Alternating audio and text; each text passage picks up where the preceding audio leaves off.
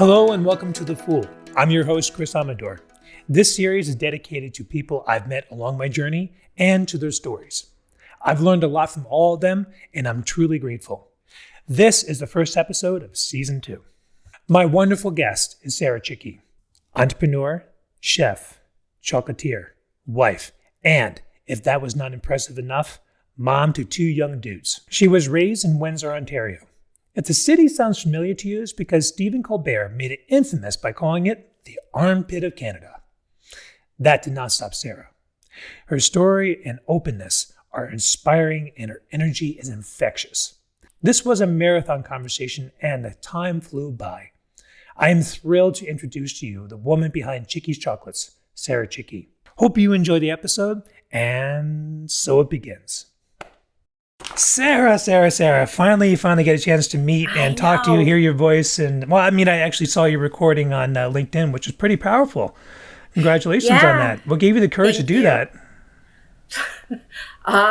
Parenting. Honestly, I don't feel like it's courageous. I've been told that it is, but I don't feel like it is. I feel like all I'm doing is just sharing myself, and I like being transparent. Yeah. My husband knows that's all I do is talk about my mind, from my mind to my mouth.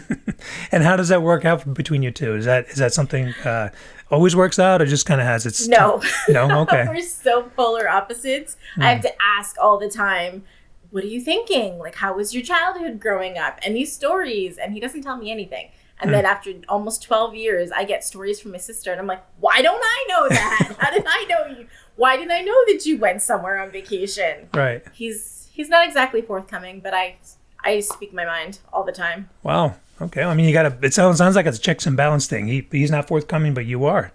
So I guess it works out. But 12 years. Yeah, it's been almost 12 years. Wow. What's that been like?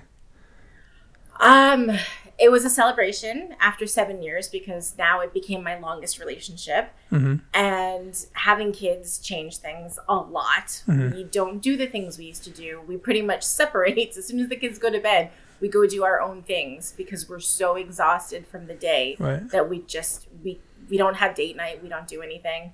Oh. It's on the list. It's on the list? Okay. Yeah. And you have what, 2 kids? 2 kids? Yeah, two kids, an almost 5-year-old and a 2.5-year-old. Wow. Yeah, we're in the trenches, just slumming through it right now. It is hard. Really? Because everyone says it's an easy hard. It's a job you love to, like, you hate the job, but you love it at the same time. Oh, I love my kids so much. I'm always marveling at how crazy the phrases that come out of their mouth that you're like, I call them dude. I don't know why, but it just became a thing that I call my kids dudes and kiddos. And I'm waiting for a Michelle Tanner moment where you hear from my 2-year-old, you got it, dude. Like, they're fantastic. They're funny, but good God, tantrums at both ages suck balls. Oh wow! Like what? And what's the most epic tantrum they've had so far?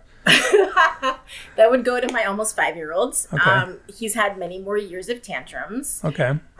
When he started saying no to naps, he would spend the entire hour in his room. Mama. It's awful. Yeah. Oh God. I don't know why, but my screen just went black. But oh, okay. I can see you. My computer is doing its own thing right now. That's cool. As long as you can see me. I can totally see and hear you there. Yeah. Great. So that was the most epic. What's the youngest? I know she's got a lot to learn from the oldest, but what's the youngest? They're both boys. Okay.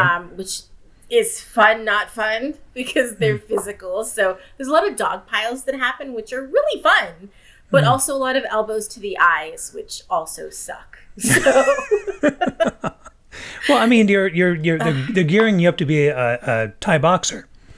Yeah. Somebody can get in the cage and duke it out. If you can take those hits in the eye, that's it. Yeah, you're good to go. Pretty much.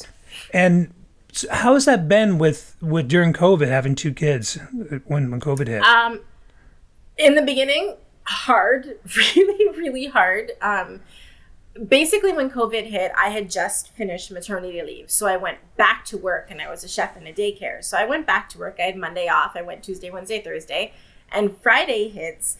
And we were told just before lunch, okay, so the government's going to tell us something. We're waiting to hear down. We're waiting for the trickle down. Just hold tight. You might not have a job. And I'm like, what? Okay. Yeah. And by the end of my work day, they said, yeah, so the government's closing all daycares. So, and I'm like, oh my God, that means my kids are home with me. Okay. Those 2 months sucked. I think it was 2 months, March, April, May, 3 months. They went back to school in June. Daycare opened up again. But I was out having a smoke like every day at noon because I was like, your lunch hour, you watch the kids. And I go out for smoke, I meditate, I get ready to deal with the shit show that is the afternoon. It was, we had a lot of COVID dance parties. I had videos. Okay. Yeah, I actually put like lights that went all around, and I printed out little COVID things. I brought out my backdrops from all the different birthday parties I've had. Nice. And we just had COVID dance parties because I didn't know how to tire them out at that point. So I said, let's dance. Nice. I mean, really, I spent some time with the Native Americans, and one of the things that they have that Salami actually found, and she cut up 4 square, like 6-inch signs that say, did you dance today? Did you sing today? Did you listen to someone's story? Did you tell someone else your story? And those are the 4 things that they needed in order to be a centered human being to do for the day. You know, I think that needs to be part of my daily routine. It really does. That's part of the reason why I do this, because I really want to be able to help and help me at the same time. Yeah. So it's amazing how much dancing can really let it all out. It's actually one thing I used to love to do before COVID, was actually before kids were a thing. Because once kids were a thing, that was hard. But I used to love to go to the clubs in Montreal and just go dancing, because I would intentionally leave it on the floor. So when I came home afterwards, I was stress-free. I felt like everything. And I used to love being in front of the speakers, because that vibration that goes through your body is a really nice stress relief too. Like in combination with everything, especially when it's a song you love, like Bon Jovi song comes on and I'm screaming it out, I'm singing, I'm dancing, and the vibrations are going through my body. And I come home totally hung up wet, but still really good. So I'm going to, as you well know with my podcasts, they always go back and forth. There's nothing centered. That's so okay. Bon Jovi is one of your faves.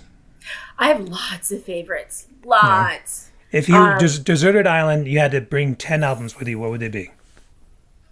The Greatest Showman. Okay. I really love the song This Is Me. I could sing it over and over for like 8 hours straight. And I've had it stuck in my head on a loop, and I just sang a little bit. Totally get it. Oh, let's see. Michael Jackson, Bad. I really love that album. I think we'd also have to add in his latest one, I want to say, that had Escape on it. I really liked the sound of that one. I could dance to that forever. God. There's so many. Oh, I would have to have some kind of classical, because for some reason the sound of classical is just automatically calming. It really... Yeah. So because I live in Montreal, it'd be true, and I'd get an OSM DVD or a CD. So the Orchestre de Symphonique Montréal. So I would be able to actually listen to something that I've actually seen, which in itself just makes you feel so awestruck that you can hear something that you know you actually watched happen, and you can let your mind go right back to that memory of being there and watching it. Yeah, I agree with you. I mean, it's like when you think of Jaws, there was no band. It was classical music.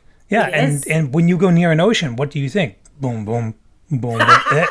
It's all. It happens to me all the time. Doesn't matter, you know. To you though, to me, all I hear is "Baby Shark." Because that's what shark means at our house. It's Baby Shark. It's not Jaws. Oh, it's not. No, it's always Baby Shark. Yeah, John Williams has scarred me for life. I can't look at the ocean without the same anymore. So really, I love John Williams. When you listen to certain soundtracks, who is it? I can't remember the one who does Batman. I know you mean. It's I can't remember his It's not name. Hans Zimmer. Is it Hans Zimmer? No. Or is it? I know who you're talking about. Well, Yes, we him. could think forever, but yes. Yes. When you hear his music, you almost always know that it's a Batman. And my husband and I do this all the time because we play music at the dinner table. It's we each get a turn, so we bounce back and forth between stupid kids songs, Disney songs. I'm telling you, Gummy Bears is an awful song, and yet my kids will both get out of their chairs and dance to it. They love it so much. Oh, wow. I hate that song. Yeah. And it's not the 80s Gummy Bears. When I thought it was Gummy Bears, I was like, oh, Gummy Bears dancing here and there and everywhere. No, it's not. Yeah. It's a horrible like techno electronic version. It's awful, so bad. But we listen to classical some days and jazz and blues, and we insert our music likes into the kids as well, including my love of pop. So there's a lot of pop music. But when you're listening to the classical, my husband and I will go, is that from Batman? And we're both going to listen, and then he'll check the Spotify playlist. And if it's yes, we're like, yeah! And if it's no, we're like, oh, I thought it was. Kids have no idea what's going on. No, they have no clue. No. I mean, they can go up and touch that button. They would, they would fix everything. But thank God they don't. Yeah.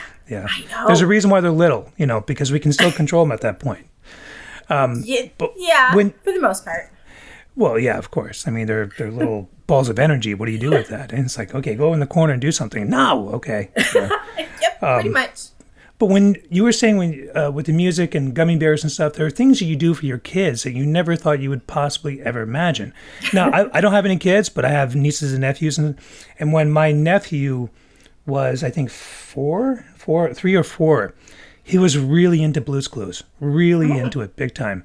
And I every time I hear the soundtrack of Blue's Clues, I actually start drooling on myself and start twitching. But That's awesome. But I did it for him. Yeah. He was really into Blue's Clues, and I'm just like, I one more in me.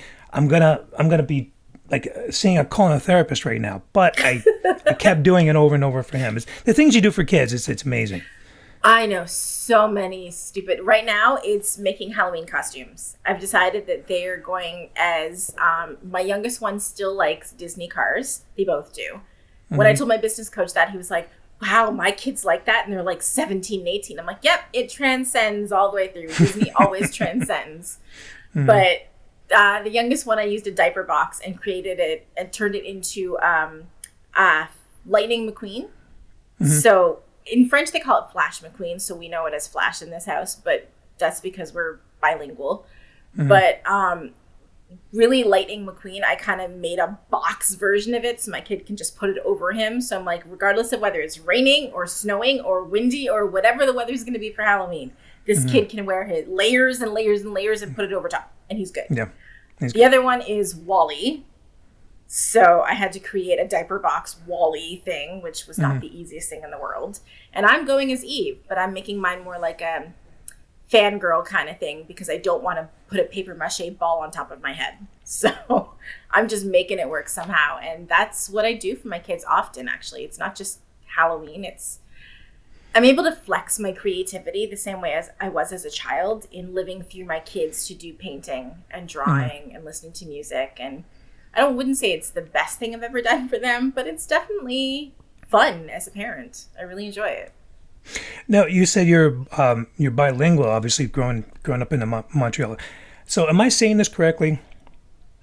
It's not Montreal, it's Montreal.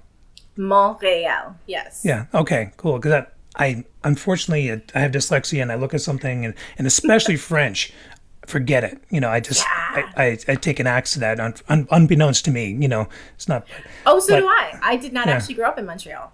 I grew up in southern Ontario, in Windsor, across what we call ditch, so the man-made river from Detroit. So I'm more Americanized than my husband, who grew up here in Quebec his entire life. Wow. And how did that work out? Is there a different, like I know that there's a difference in difference in behavior from Alabama and the United States to people in New York. Is there like a big difference? Oh, there's huge differences.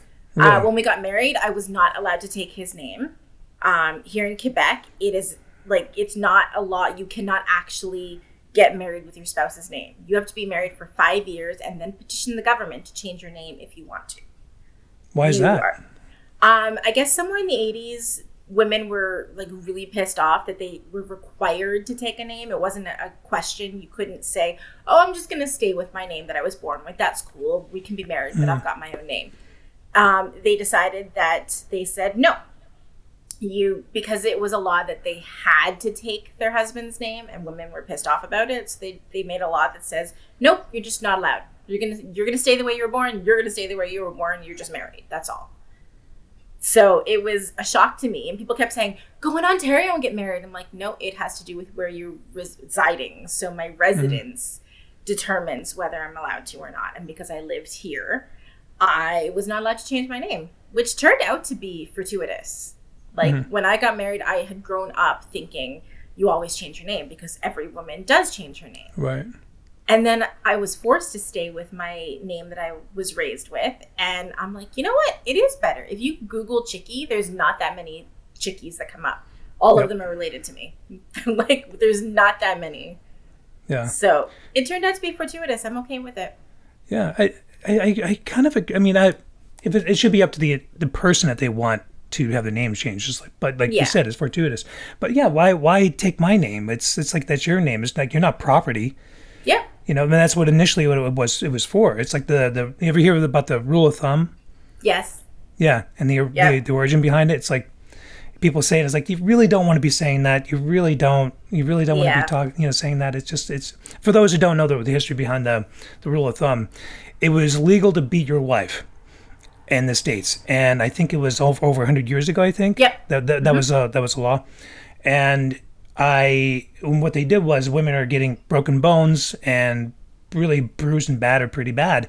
And so instead of outlawing abuse towards women, they came up with a rule that you can beat your wife with something no bigger than your thumb. So the law was called the rule of thumb, and fucked up. I think they applied those to children too. Really?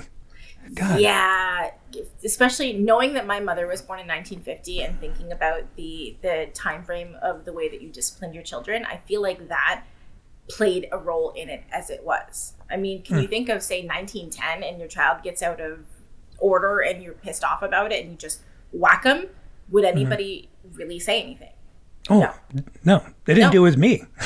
Yeah. Yeah, I had other adults hit me in front of my parents and my mom and stepdad. It was like, are you going to do something? Like, well, you're misbehaving. Yep. I didn't say sir. That was the only thing I got whacked for because I didn't say sir. It's like, who are you to hit me? Yeah, it was weird. It was weird growing up. It's not a fun experience as you grow up and you learn I guess maybe you learn what your friends do at home and you're like, why is it you get that, but I don't get that? And you start comparing your life with someone else's and realizing how vastly different your life is compared to someone else that you go to school with. Yeah. So, Southern Ontario, tell us about that.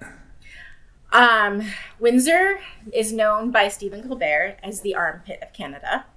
Really? Yeah, he actually coined the term and we saved it. And we proudly love to call ourselves Windsorites from the armpit of Canada because Stephen Colbert said it. Wow. And why did you say that? I didn't see the episode. It's not a great place to live. It's bigger than possibly, I don't know for sure, but it might be possibly bigger than Sarnia or Thunder Bay or Timmins at 250,000. But compared to here in Montreal, where there's 3 million, it's vastly small compared to what I'm dealing with here.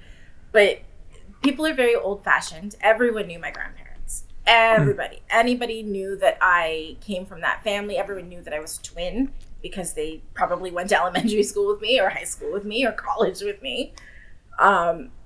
Basically, everybody knew everything there was to know about me, and I hated it. I couldn't really cultivate an identity because everyone knew my family, and they would ask me about them, and inevitably they would gossip to my family about anything I said to them. So it was, for me, a terrible place to live. I didn't feel like I was myself. I felt like I was both one of two when it came to my twin because we're identical. So everyone knew us as the twins, the Chickee twins, or they knew my family or something that I couldn't really be me. I started out to be me, but everything was basically a secret. So I wasn't able to find out. And it's only now, I want to say this year, that I'm really trying to find out who I am. I'm experimenting and trying things and learning new things about myself and setting up boundaries, which I've never done before. So boundaries between my kids and I, my husband and I, my family, even my twin, because we're so close to each other that I need to have boundaries against her just to make sure that my feelings don't get trampled on. All right. And when you say you're setting up boundaries, that should be something you were taught as a kid. And what was that like? What was childhood like for you? Awful. Really. I mean, especially growing in Windor, Yeah, really. Yeah. My sister and I were born of a Black woman who was 18 when she was pregnant with us and gave us up for adoption. We were born at 27 weeks. And anybody who's had children knows their regular gestation is between 39 and 40 weeks. So 27 is definitely incubator. I was about, I want to say, 1.5 pounds. I was really tiny. Yeah, we were both in incubators. I'm surprised that I'm still alive because it's very rare for a baby in an ICU to actually survive that at that small stage. But we did. It probably accounts for a lot of neurological disorders I might have because my brain was definitely not fully functioned in utero. So, I mean, the brain gets built the entire time you're in utero, and 27 weeks is really short. Like, you don't even start to feel the baby move until 20. 7 weeks past that, I was born. That's super early. Yeah. So she gave us up for adoption. From what I was told, we were in foster care for 6 months. So I don't know anything about that. No, there's no record of it. Nobody knows anything. But I was in someone's foster care house for 6 months. And then my parents adopted us. They took a plane to Sault Ste. Marie, Canada, and picked us up and take us all back to Windsor, Ontario around Christmas 1981. So from there, everything seems to be good. Pictures look like my mom was super happy about it. She and my dad tried to have kids for 11 years, unsuccessfully. So they decided to adopt, and they got racially profiled, as is the way it is in the 80s, where they wanted to offer my parents children with defaults, which, not to say any child is wrong, but when you're only offering a subset of people a specific kind of baby, it seems very racially charged. And it was. My mom made a complaint, and then they offered us. And we were biracial babies, and it was perfectly okay to be put in a biracial family. So they were like, okay, sure. And about 15 months later, my mother had her own son. It was like the pressure was off, and she got pregnant. And she had my brother. I'm born in June, he's born in September, so a year and a few months off, like 15 months or so. She really loved him. I don't remember exactly how it was growing up, but she ended up having another baby after 2 years. She had 2 boys that are her children biologically, and 2 girls who she adopted. And usually, in most cases, I hear that people who are adopted are treated very well because it's a choice. You made a choice to adopt a child. We were not treated as such. And we don't know if we were treated poorly because we were adopted and not hers, or if because we were girls and she had boys. Don't really know the difference, but my aunts have their own theories. My mother was abusive. She was definitely under major stress, and she didn't handle it well. Yeah. I understand that as a parent and as someone who works. My mom was working 6 days a week, midnight shifts. So she was tired all the time. Yeah. My dad developed diabetes when I was 5. So he decided that he didn't want to work. For some reason in 1981, they didn't have, I would have said 1986 because I was 5.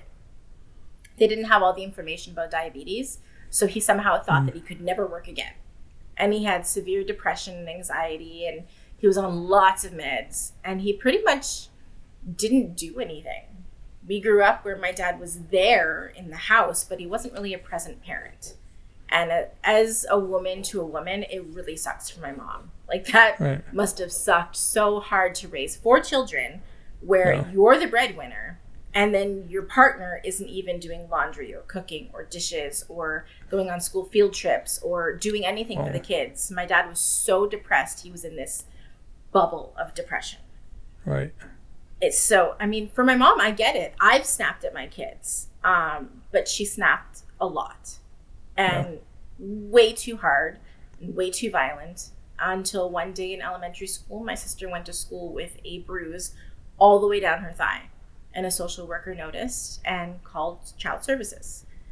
That was the first time we ever experienced child services coming in and realizing that our family was not the same as every other family, because we get hit regularly. We bleed, and we get told when you're crying uncontrollably just to put a washcloth on your face, and that would calm you down. But the things that stuck in our heads were that we weren't loved, and that we weren't considered more important than the situation. My mother was not an empathetic person. She's probably still not that empathetic. Everyone else loves her.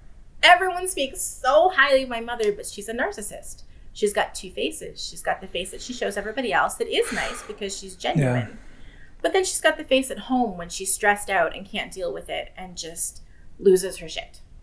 And that happened until I was 21. And I moved out with $200 in my bank account because I needed to get out. And I was in college. I was done being emotionally and physically and verbally abused. But my mom, she scarred my sister the most in a physical sense and an emotional sense. When my sister was 20, I think, my mom found out she lost her virginity, and my mom called her slut and kicked her out of the house. I went to work that day at Tim Hortons, and by the time I came home from my shift, half of my bedroom was gone because we shared a room. Everything was gone. I couldn't sleep in that room for 3 weeks. I slept in our piano room underneath the piano because it made me feel comforted, because I couldn't sleep in my bedroom anymore because my sister was just gone. Has she been back since? No, she still lives in Windsor, but she's since she had a son, she's been making more of an effort to be with my mom, and we're both on a healing journey. So we both realized that instead of looking at my mother as the person who abused us, looking outside of it and seeing her as a human. And as a friend, I would have told her, leave that man. He is not worth it. He's going to drag you down. And I love my dad, but from a woman to a woman, if one of my friends was going through this, I would have said, leave him. You can find somebody better. Even though she's a narcissist and she's treated everybody so badly, but it is the way it is. And you can't change how someone grew up or how their mentality is. You can only change how you feel about it. Yeah. And I'm working on not feeling so victimized. Yeah. Because I turned out to be a great person despite that. And I did have love. My aunts and my grandparents, they loved us so much. They really wanted us. They were really happy when we were adopted. They gave us unconditional love. So I did have some kind of reverse situation on the coin that allowed me to not be dark and awful and suicidal as a teenager. I mean, I was, but it was small bursts as opposed to my complete existence. So, right. I mean, as an American, I like to think about us Americans as having the market cornered on the fucked up relationships and fucked up families and stuff like that. But I guess it's not the case. It goes to show that's, it's all over the world. But you said that your grandparents, now, were you both sets of grandparents or just? No, my dad's parents died the same year we were born. Okay. My dad never took it very well. I assume he was a mama's boy from what I hear. And when his parents passed, it was brutal for him. And he never really got over it. I think he stayed in a depression for the rest of his life. I think that was just it. He never worked on inner self. He never felt worthy. He chose my mother. From my mother's stories, my mom was the 5th woman my dad asked to marry him. 4th or 5th, with the same ring. The man was not smart. Same ring to all these women because he so desperately wanted his parents' approval that he was willing to marry anybody. And my mom so desperately wanted to get out of the house that she was living in as the oldest of 5 children. She chose to marry my dad without forethought of, is he going to be a good person for the next 20, 30 years? They both kind of made a stupid decision, and they grew up in the time of, you don't get divorced. So they never did. Yeah,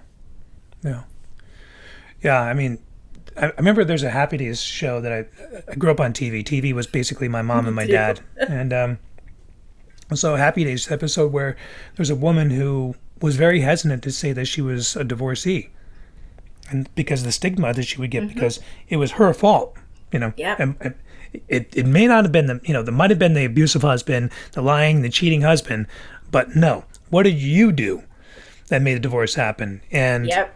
it's I don't know if I sometimes drop my jaw thinking about how much women have survived so much crap. Yep. I'm still in that fight. That's a strange segue into my business, so we can go back. But right. Since I came up with this idea, the night that I came up with this idea for my business, I told my husband. He was playing video games in the basement on his computer, and I was next to him, and I was like, I've got this great idea, like a directory to help out moms, because right now being a mom entrepreneur is really hard. Like, this whole balancing act is just plates in the air, and it's crap. I don't know how to do this. So what if I created this like list of women-owned businesses in different provinces and maybe in the world, but let's start Canada because this is hard. And women help supporting women for the fact that we're all doing this crap of trying to be the default parent. When something happens at school, who do they call? Mom. When a child needs an outfit to go to school, who organizes it? Mom. Vaccines for kids, mom. All these things, in addition to the actual job that we're creating, it's a lot of work. So I was telling him this, and he goes, I don't know. It seems difficult, and I don't know if it's going to work. And I was like, okay, well, screw you. I'm going to go talk to some other people. And I spent all last summer pitching my idea around to try to get some kind of, headway, because I don't know how to do this. And it kind of worked. And the more people I talked to, the more people who said, this is a great idea. And it started to validate me more and help me realize that this is a good idea. And now that an investor is interested, my husband's like, yeah, this is good. I'm like, oh, so when it succeeds, you're on board. But he hates when I use words like patriarchy, because it is a patriarchy. Society was not set up for women to succeed. And we've hit that point where now we want to succeed. So it's time to change it. And the fact that I remember my mother going to the bank and trying to deposit money, and they asked if my father was there, and she was like, I'm the one who makes the money. No, this is my check. My name is on the check. This is my money going into the bank. I don't need my husband. They made my dad come all the way down to the bank because my mother was not allowed to do it as a woman. What kind of BS is that? It seems so ridiculous that women have had to go through so much, including up until COVID, where women were passed over for promotions for a job because they said they wanted to have a family. I've been interviewed and asked, do you want to have kids, before I had children? And I said, at some point in my life, yes. In the next year. They said that to you? Yeah, and it was a woman. It was a woman, and they're legally not allowed to ask you that, but no, they're not. We women have a tendency of just being honest, because we feel like, especially to another woman, that we can just be ourselves, because you've got tits, I've got tits, you've got a vagina, I've got a vagina, we're good. We're in the same hemisphere here. Nope, she passed me over for a really good job opportunity as a head chef in a daycare, because I wanted to have children. I was like, not in the next year, no. Like, how many years do you want me to dedicate to this job that you haven't offered me? Like, when you take a job, you commit a year, but you don't commit the next 3 or 4 years to that job. You'll probably stay in this job for a year. After that, you will reassess your situation and decide if that job is good for you. If it is, you stay. Yeah, just being asked those. And my husband was never asked, do you and your wife plan on having children someday? Never. Not once. But they ask women all the time. Yeah, because I've been asked many questions, because when I tell people that I was in the Army, in the U.S. Army, I've had people ask me during an interview, have you killed people? Yeah, it's just, it was just like, I just looked at the guy, and I don't think this job's for me. Thank you for your time. And I just got up and left, and it was just like, where? Yep. Sometimes people's brain to mouth doesn't work. Yeah, it's weird. It's so weird. And you think that, like you said, you had a comrade, somebody that you like got your back, and you feel like this is, understands me and more empathetic, because I don't know what it's like to be a mom, obviously, but I I can try to relate as much as what I can to do so. But wow, I think I need a drink after that one. I haven't drank in a couple months. Yes, I heard. I was listening to a podcast while getting ready. I was listening to one of your episodes while putting my makeup on today. Well, thank you. But do you think it was one of your aunts that were a good influence on you about women, or? Yes. I don't know so much about women, but kindness. I never heard my aunts yell at me. They were always that parent figure that when you're having a tantrum, they go, okay, let's calm down, let's breathe, think about it rationally. Or they would hug you and wait until the tears stop. They somehow were always the right parents that I'm trying to be versus what my parents were, where you were invalidated. You cried over something that wasn't, according to your parents, important. Oh, stop crying. It's not even that bad. But to a child, it is. Their entire world is that thing that just happened that blew up, which it could just be, I lent my toy to the kid across the street and it got broken. It's not even a big deal. But to my child, it is. And for my aunts, they always treated everything well. They taught me to do everything. They taught me to ride a bike, to roller skate, to ice skate, to swim. I went to ballet with them. They took me to all the things parents take you to because my mother didn't have the time. The only reason I know how to swim is because my aunts put me in swim classes. They're good role models for me to use as I teach my children to be kind and empathetic and compassionate people in life and good human beings because they taught me exactly how to be a good human being. And are they still alive? Both of them are.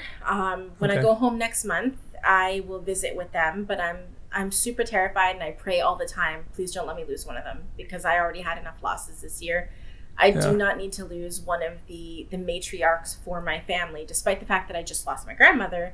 She wasn't the same. She was there because she was always loved. I don't think my grandmother ever yelled at me either. Not once. And none of them ever hit me. Not once. So I'm a little squeamish over the idea of I might lose them because they are older, and this is normal as we get older that we lose people. This is one of the terrible things about living is that you lose people that you love. That is just a fact.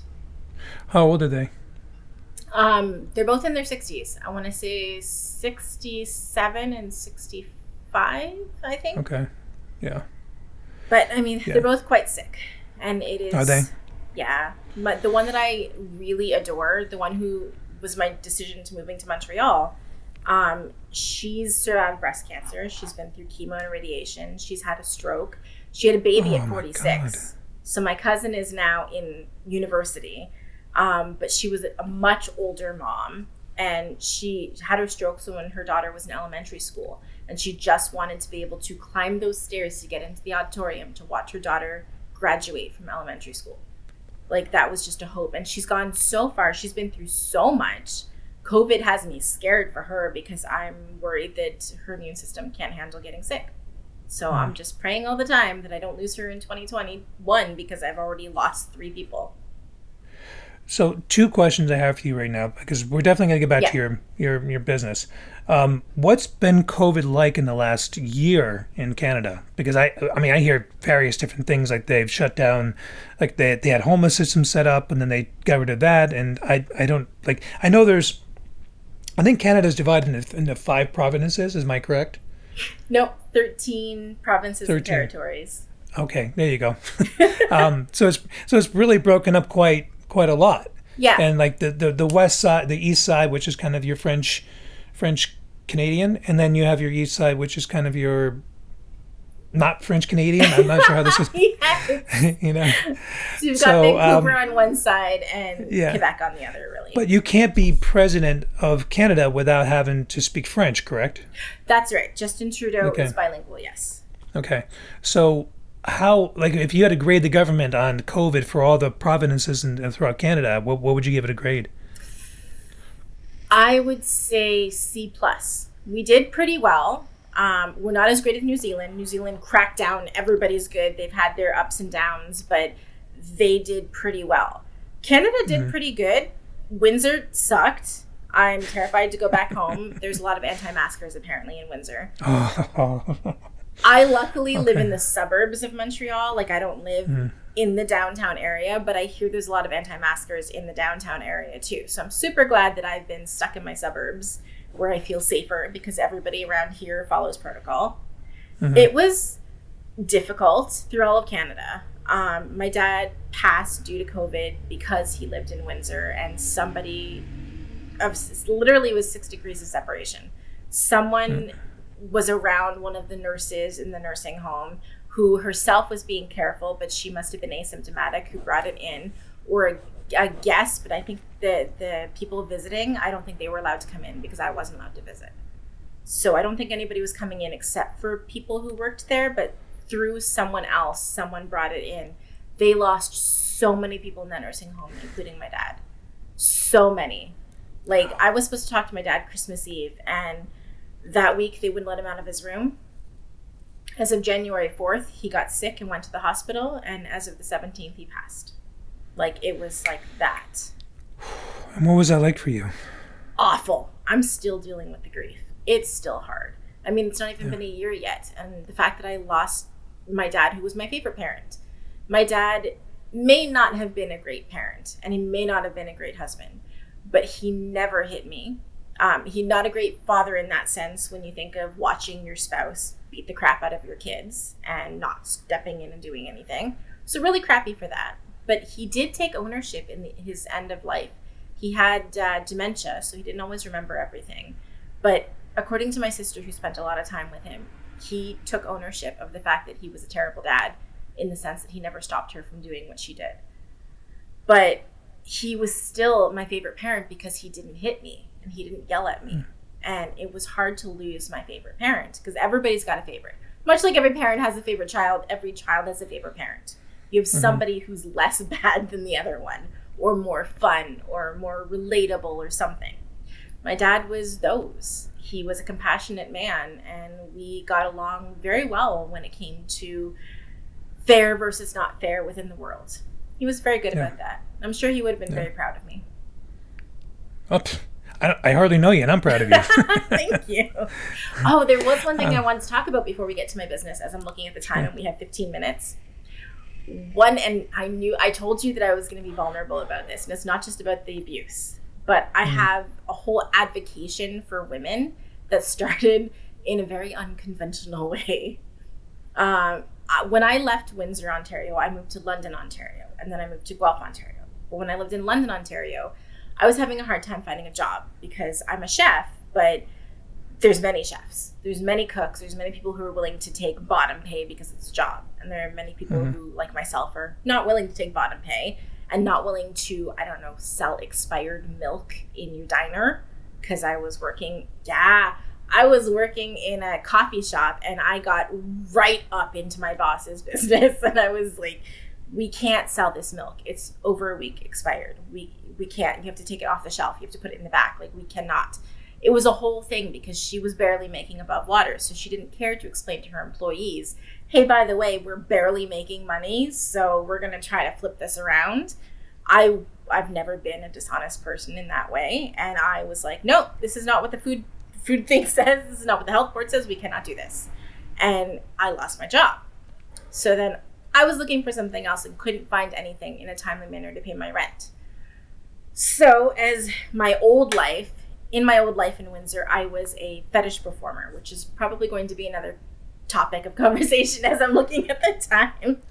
Oh, I mean, do you have to go in 15 minutes or? Oh no, but I don't want you to go over time. No, we've got all day. We've got all day. So yeah, don't worry about it. It's totally fine. Yeah. So in another life, when I lived in Windsor, I was a fetish performer. I kind of got into it through the goth scene because I was goth for a while, because I like how supportive and immersive being a goth person is. You could be gay, you could be straight, you could be trans, you could be fat or thin or ugly or pretty, and it doesn't matter. Do you all like Marilyn Manson? Awesome. Do you all like corn? Awesome. Do you like wearing black and latex and leather? Awesome. What about studs? Like that too? Okay.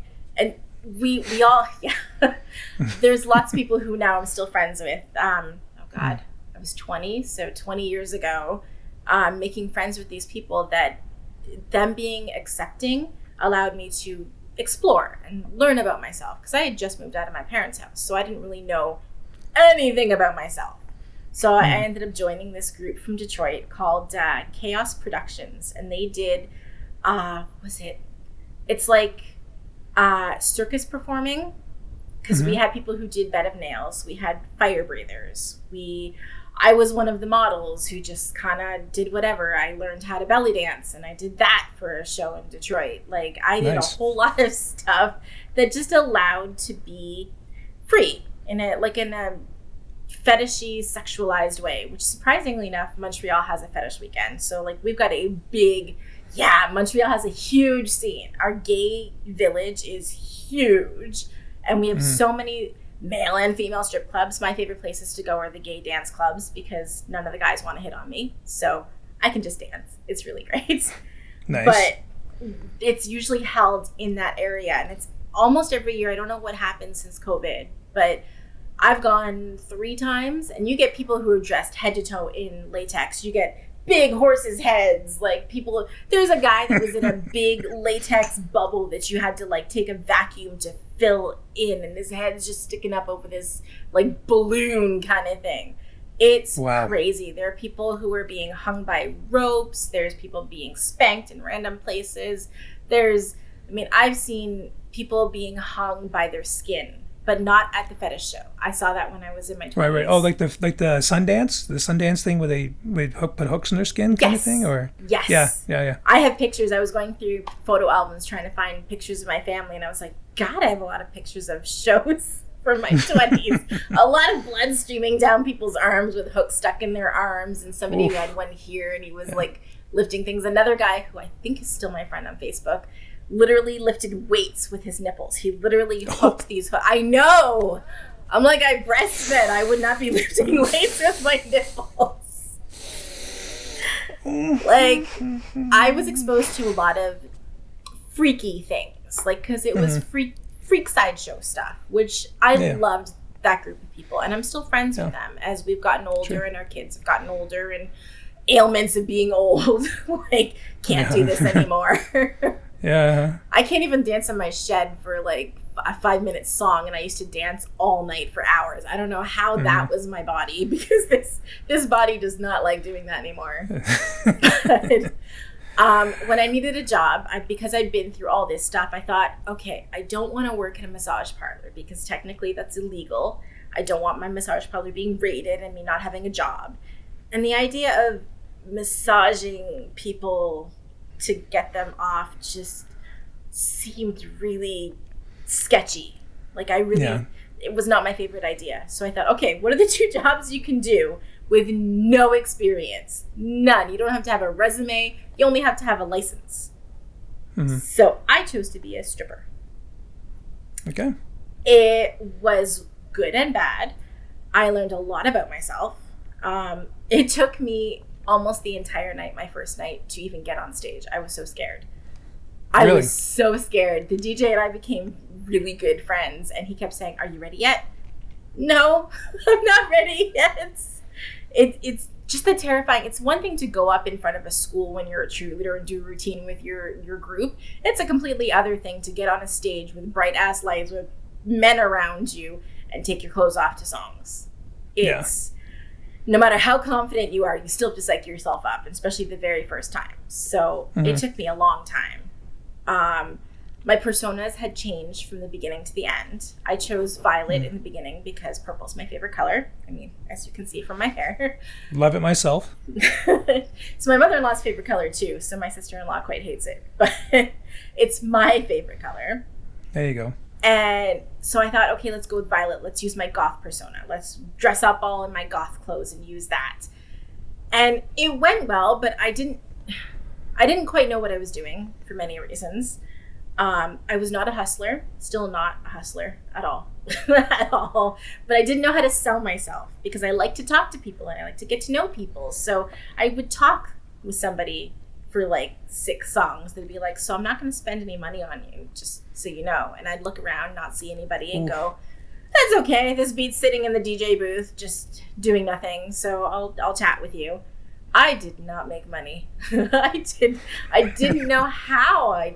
There's no teaching you how to hustle. There's no classes in high school that you go to that say, hey, okay, this is how you sell yourself. Although there should be for entrepreneurs. There should be some sort of courses they teach kids in high school that says, this is how you put yourself out there.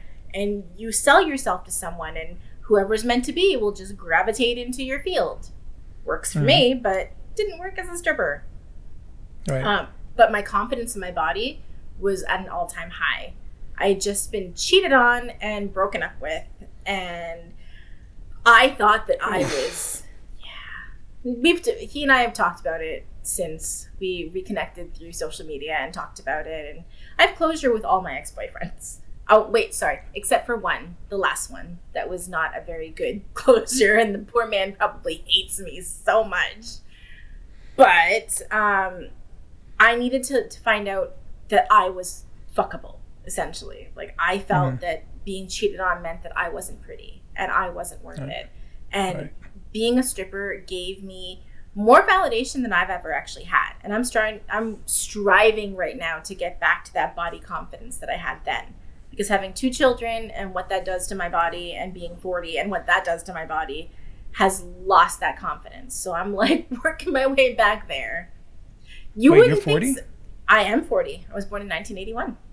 I turned 40 this year. Oh my God. I thought you were 25. I mean, I first met you, I was like, well, so good. Yeah. I was like, where are the wrinkles, man? I mean, they're all up here. I have a TikTok Instagram video to make where my kid pointed out, he literally go, why do you have lines across here? Those are my expression lines. Those are thought lines. When I go like this, your deep thought. You can see them, and then when I go like this, you can see the one in the middle of my eyes. I've seen that in young people. So I mean, like 15-year-olds, but my kids decide. My 4-year-old who's got perfect baby skin because he's 4 loves to ask why I have wrinkles, and I'm like, because I'm getting old. This is just normal.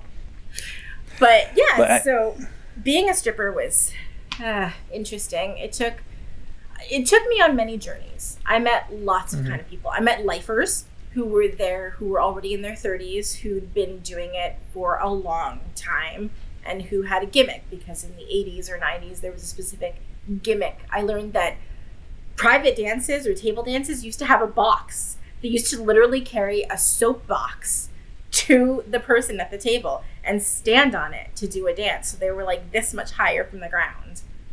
I didn't know that was a thing. I mean, who knew what went on when we were kids and babies in strip clubs? So I didn't know that.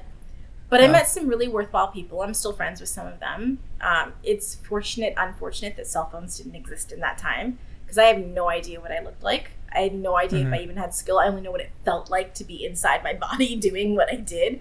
I have no idea if it even looked good. It could have looked like complete shit, and I wouldn't have known any difference. Yeah. But it's both good and bad, because bad because I didn't know what I look like, and good because there's no actual physical evidence of me ever having done it except me telling people. So I'm okay with that. Yeah.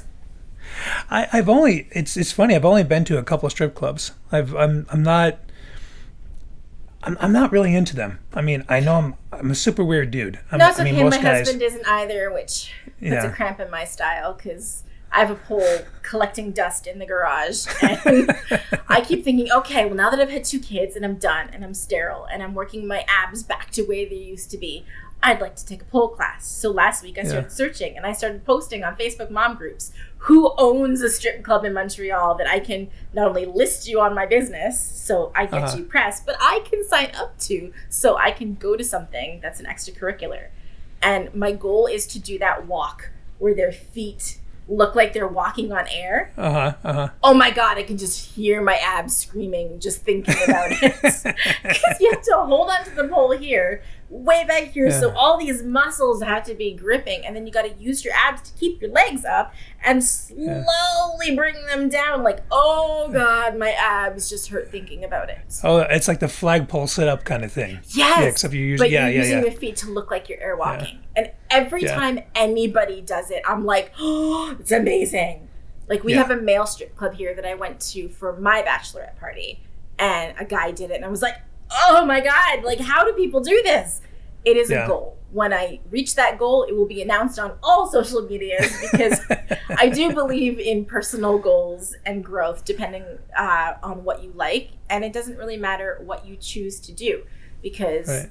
I like LinkedIn, but I have noticed they are very judgmental, that they are very, this is the way LinkedIn is. Well, that doesn't mean that's the way LinkedIn's always going to be. It's for businesses, Yeah. yes, but showing who you are behind the business is perfectly okay. It doesn't have to be a business persona. Like, I'm wearing a blazer, but I'm wearing a t-shirt underneath. Does it have to be super fancy? No, it does not. And that's how I take LinkedIn too. But I do notice that there are people in the business world who might not want to hire me or work with me because of my past. And you know what? That's okay, because you're just going to crap my style as we get further on anyway. Yeah, I mean, I've had people not hire me and stuff like that because I was in the Army. I like everything looked perfect. I even went into massage school once to think I was be a good massage, Therapist, yes. board certified Yes. massage therapist. And she said that we will not let you into the school until you tell us whether or not you killed people. Yeah, and it's just like, okay, great. Yeah, it was in New York City. You think Wow. that progressive? Oh yeah. And it's just like, why is that? That's why I don't talk about it. Is I mean, I know I'm doing it now, but it's like, it's just so weird how people just have these judgments about you and they don't let go. It's Yeah. I think Jared Diamond, he was talking about it in one of his books. He said that the zebra was the most dangerous creature in the zoos, and the reason is because once they bite you, they don't let go. Oh. They hold on for dear life, and they kick, they bite, they just don't let go. You can beat them, whatever. They're just not letting go. Wow. And they're there to like really mess you up. Like lion, of course, will kill you. Yeah. But even with lions, when they bite onto them, they just don't let go. Yeah. And when I think of people who have to make a decision, is it black or white? I think, well, you're just going back to your, to the zebra mentality, which is it's either black or white. And it's so weird because that's where it's perfect for a zebra, where they just don't let go. And it's got to be this way. Got to have certainty. It's just bizarre. Yeah, I live in a gray area. I'm perfectly okay in my gray area. I'm both black and white in a literal sense. Used to grow up calling myself an Oreo because they used to call me in elementary school, I was mulatto. That term is no longer used. Now we use mixed. But but without that actual sense, I live in the gray area. I live outside the box. I don't like to be constrained in the box. I told my husband when we first met, I'm crazy.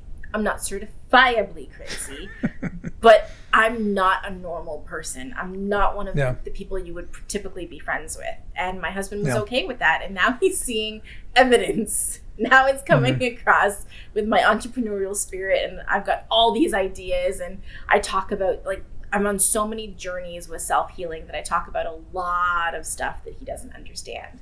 A lot of traumas that I'm trying to get through, and a lot of self-actualization. He doesn't quite believe in manifestation.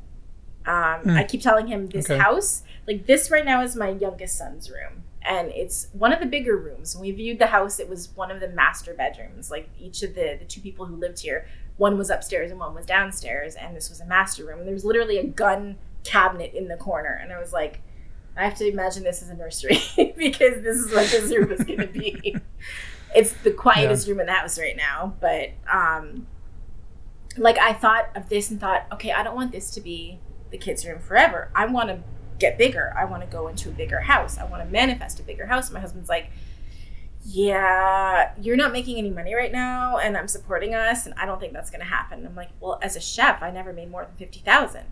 But as a business owner of a directory and a chocolate shop and hopefully another chocolate shop on top of that, I think between the three, I can clear 100,000. And I never would have made that just as a chef. It was the universe threw this at me, and I was like, manifestation, it works. It's literally the power of positive. And he's a realist, and he doesn't believe in any of the. He doesn't even believe in religion. He's not spiritual. I was raised religious, but I'm not religious. I'm spiritual because I think religion is such a small, compact thing, and I don't like that idea. He was raised with nothing, so he doesn't have the spiritual belief. So he doesn't have that.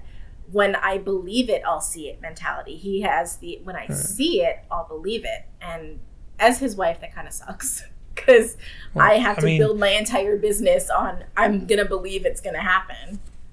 Yeah, because it's all in your head until it becomes Yeah. on paper. It's all in your head, just like anything. It's like watching a movie. It's all in someone's head at some point. Mm-hmm. You know, this idea for this podcast was an idea in someone's head until they manifested it. So Yeah. yeah, I mean, I grew up religious, Baptist actually, like hardcore. I mean, it was really insane. But the only benefit I got from it were there's certain Bible verses that really hit me right in the head, like stayed with me. One of them was James 9 chapter 2. No, Okay. yeah, somewhere in James. But anyway, it's basically faith without works is dead. You can have the faith, but if you don't put the work into it, it's not going to manifest. That is whatever so it is you weird. do. I just saw something on that today, literally a little cartoon of someone who's looking at a dead, wilted plant and praying, saying, please survive, please survive. And then the person next to her who's watering hers, and it says spiritual as compared to religion, and her flowers are blooming. Because you have to do the work to make it happen. If you don't do the work, it's just a thought that you're just putting out and expecting some divine being to do it for you. That's not how that works. Yeah. And I think that's where, in the States and mostly the world, there's a lot of division because people don't want to be held accountable for their actions. And so they believe in something else to say, oh, this thing is going to make me much better. It's going to make me, I'm going to be a better human being because of this thing. And it's like, if you need that, then you're not going to be a better person. Mm-hmm. If it helps you be a better person, great. But if you just believe in a God, it's going to make you better. Nah, you're smoking funny stuff, and it's not what I'm smoking. It's not the good stuff. It's not the good stuff. Yeah.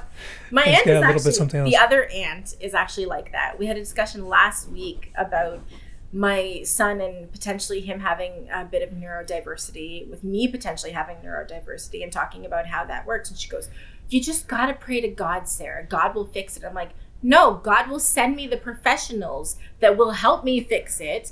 But God's not just going to go, poof, it's gone. That's not how that works. God puts people in your path.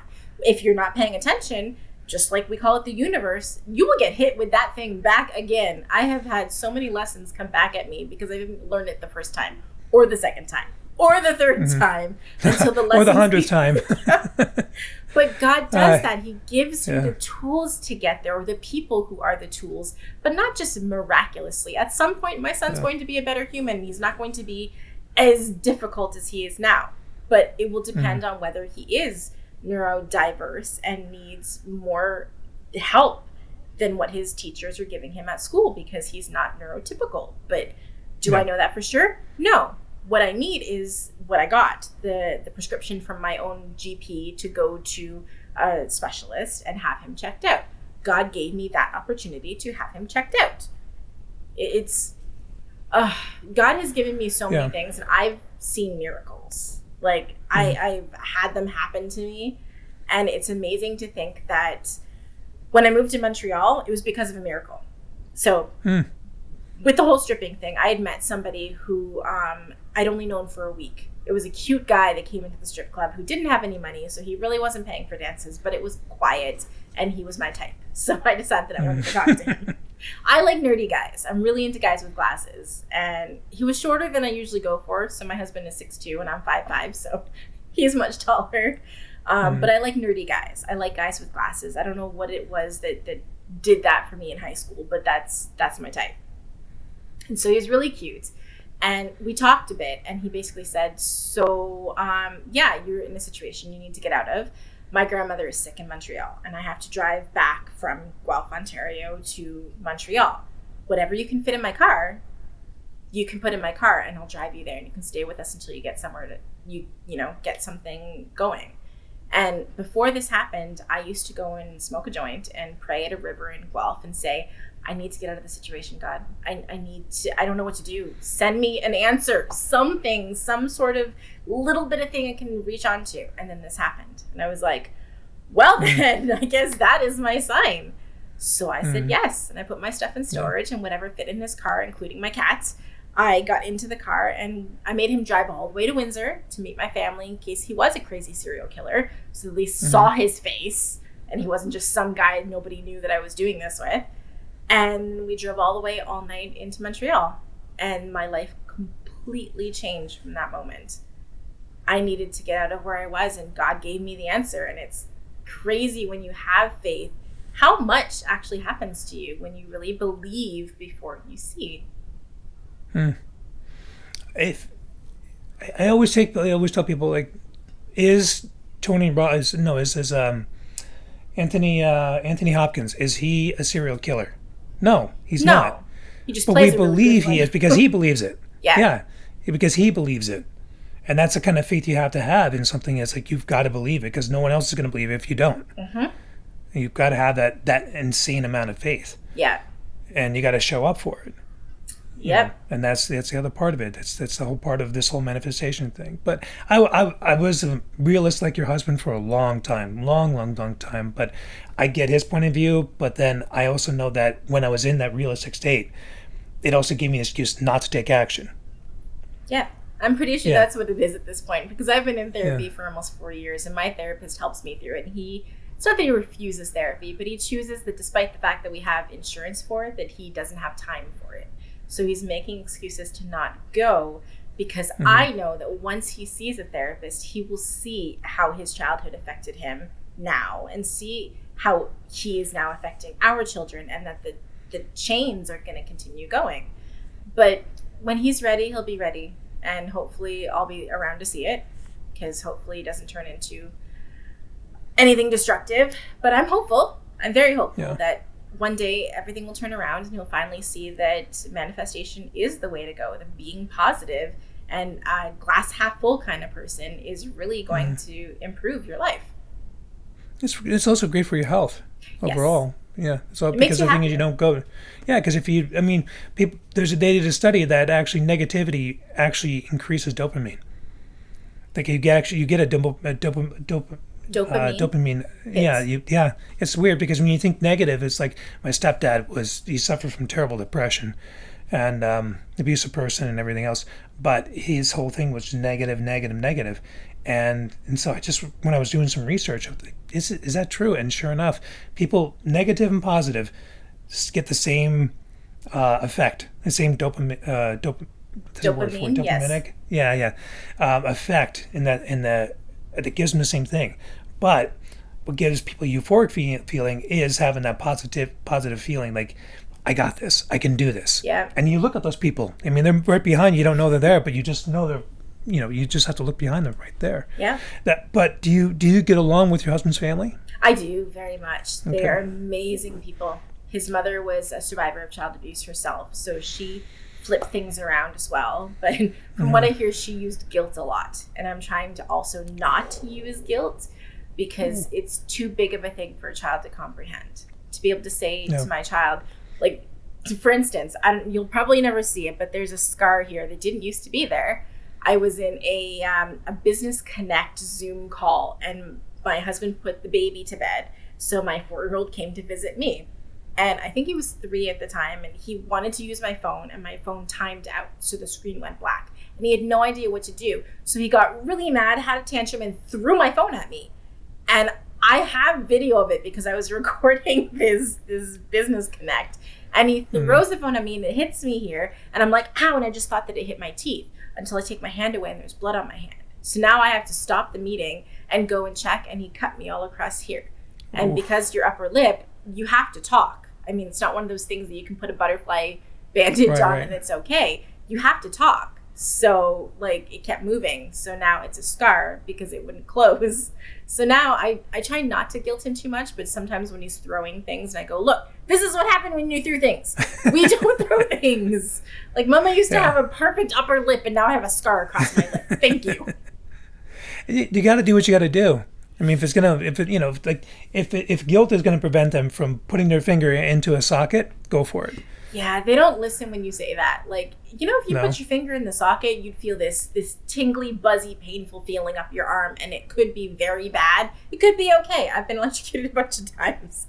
But it could be very bad, and I really don't want that to happen to you, so don't do it. You think that works, but kids learn by doing and not by listening. So they will still do it, even if you say don't do it. Even if you say, we still have this fight every bath night. They were in the tub, and I'm like, stop splashing. the water is going to come outside the tub, seep underneath the tub, and it's going to rot the floorboards underneath the tub. And one day that tub is going to fall in your brother's bedroom. Stop splashing water every time. The kid is almost 5, and every time, and it's every other day he has a bath. Like 4 times a week we're saying, stop splashing. The water will rot the floorboards.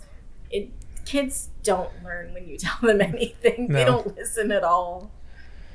Wow. Yeah. But it's so beautiful. Like I know with Salome's nephew and niece, when they do things, it's so cute. It is. It just sticks with you. It just sticks with you. You can't help it.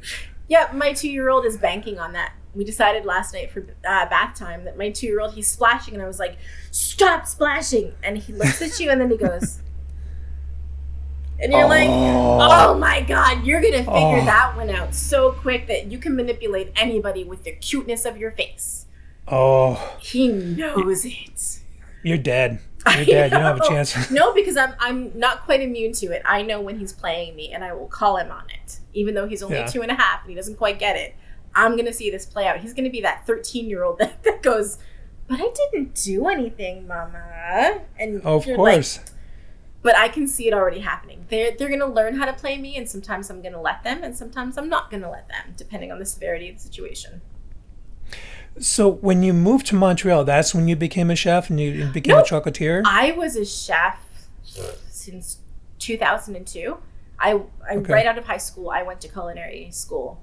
Also in Windsor? Yeah. Okay. It was when I came to Montreal to update my skills. Well, I didn't come here to update my skills, but it just so happened there was a pastry school here, and I thought, that's nice. I can do that. And so as a 31-year-old going to pastry school, was super weird having lots of younger people in class with me, because the last time I was in school, we were all about the same age. So chocolate was a lot more difficult than I expected it to be, because we did 13 months. And they were all modules. So we learned wedding cakes and we learned pastries. So I learned how to make really good croissants and chocolatines. That was a fun experience for my husband as I practiced at home rolling out the dough. And we had like 15 croissants all the time. There was always a plethora of food. I learned ice cream, which is very temperamental to make ice cream from scratch. But I made some really good ones. And how to learn baked Alaska, which... You have to go into the freezer to put everything in there because you don't want the ice cream to fall apart. So you're trying to put it within the whole meringue top, trying to do all of it in the freezer. It was fun. But chocolate was difficult.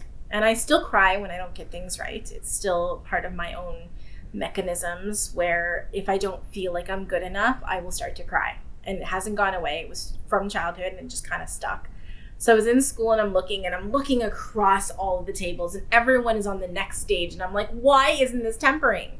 Because I understand you got to melt the chocolate over a bain-marie. And then I had a marble table and you swish it around the table until it gets cool enough that, to the touch. But according to my teachers, because you were learning, you had to actually check the temperature. Now I just know by feel.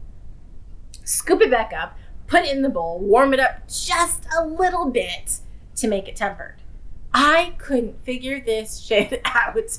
I was literally crying into my chocolate, and water hitting chocolate seizes it up. So that was just making it even worse. And I'm trying to like go and wash dishes, not let my classmates know that I'm crying over the fact that I can't do this. And my teacher saw that I was having difficulty and said, you can go home and take the dirty chocolate, which is chocolate that's already been melted and tried to temper. Like when you want to sell it, you don't want dirty chocolate. You want it to be first time, good to go. That's what they're getting from brick to bonbon. You don't want something that's been heated up and cooled down because it gets a grainy texture to it. And it's not a fun feeling for a chocolate bar to have. Like something's going to melt on your tongue. You don't want a grainy texture. So he said, take it home and practice. Take home some of this caramel and go home. He goes, you have marble? And I'm like, we have quartz countertops at our condo we were living at. So he goes, yeah, take it home. And at home with music blaring in my kitchen, I managed to do it without the pressure of being compared to anybody else, without needing anything different. I got it. And from then on, I was like, I love chocolate. So for Christmas, I made it for my family for Christmas gifts, which I thought was going to be cheaper. But as any maker knows, it's not cheaper to make items for somebody for a Christmas gift. It's actually more expensive than going to Walmart and buying a $4 item. It's way more expensive because your time, your labor, your boxes, your stickers, your business cards, everything costs money. And I mean, it was a great gift. My family now knows I'm really great at making chocolates, but man, it was a difficult Christmas gift. And yet I still do it almost every year. I still make friends and family. Right now that my kids are in daycare, I make chocolate bars for the educators and the staff. I will always make enough chocolate bars to give around so everybody knows, thank you for dealing with my little shits of children. I appreciate the effort that you put in because I know how difficult it is. I live with them. Thank you for putting up with them. Here's some chocolate. So they like it. Well, yeah. I mean, especially to be appreciated. Yes. Well, I know how difficult it is to be around them. I can't imagine being responsible for 8 little children who are all going, teacher, he looked at me. I didn't want him to look at. Like, holy crap, the banal issues that my children have. It's just... Yeah. Like, kudos to them because I can't do it. I have to go out and smoke a joint to be able to do it. And they're not allowed, so. Teachers are not allowed to smoke joints? Not at school. What they do in their extracurricular time is their time. But while they're working, no. Yeah. Of course not. I mean, because here in the States, even though it is legal in Massachusetts and it's soon to be legal in New York, teachers still can't smoke at all. Like there's some professions where, like firefighter, policemen, they can't smoke. Yeah. And teachers are one of them. So that's here, I don't think they blood test teachers or urine test teachers. So I'm pretty sure it's safe. It's not one of those professions. But here, I'm pretty sure as a firefighter or police officer, you still have to be checked. I know my husband, I don't think they would urine test him. But he's also not a fan of cannabis. It took me years to come out of the closet with him because while he knew it, because when we started dating, I was like in every chance I got smoker, but that was from whoever you find. Like whoever you buy something from, it was not a legalized market and I didn't have a medical card. So I couldn't like check. So you get what you get. Right. Once we started dating, I kind of stopped. Like when we moved in together, I stopped. I would wait until he left for something and then smoke a little bit. And I didn't have any in the house. I would smoke whatever anybody lent me. Like they were willing to say, here, we're good with this. Here, take the rest home. That was what I used. It took a while to get medical because honestly, it took until after my first son was born. I got postpartum depression, which I thought was postpartum anxiety, and found out that after seeing a psychologist, I've had general anxiety disorder since I was a child. I just didn't know it. So now I recognize panic attacks but good God, I'm sorry. The sun just got really, really bright where it's a cloudy day and then the sun got like ridiculously bright outside. No worries. No worries. Let's see. So yeah, I think that I've had anxiety most of my life. I didn't realize I did. I had panic attacks all through my 20s and all through my 30s, and I had no idea they were panic attacks until after I saw somebody. And I was given, at the time for my GP, I was given lorazepam just for panic attacks. It took a while to actually see someone to get regular pills. And even that, I don't think I started taking any regular antidepressants until my second son was born. And I knew I had postpartum depression. I had like borderline postpartum psychosis. He was crying so much, I would have whacked his head against a wall to make him pass out to get him to shut up. Yeah. It was awful. And I was like, I feel like something's wrong. I need to see a doctor about this. So I went and saw a doctor. Luckily, Quebec has a great healthcare system where there's no pressure on a woman who feels like she has postpartum depression. There's no stigma, or at least there shouldn't be. Within the medical community, it's very common and people are cool with it. Yeah.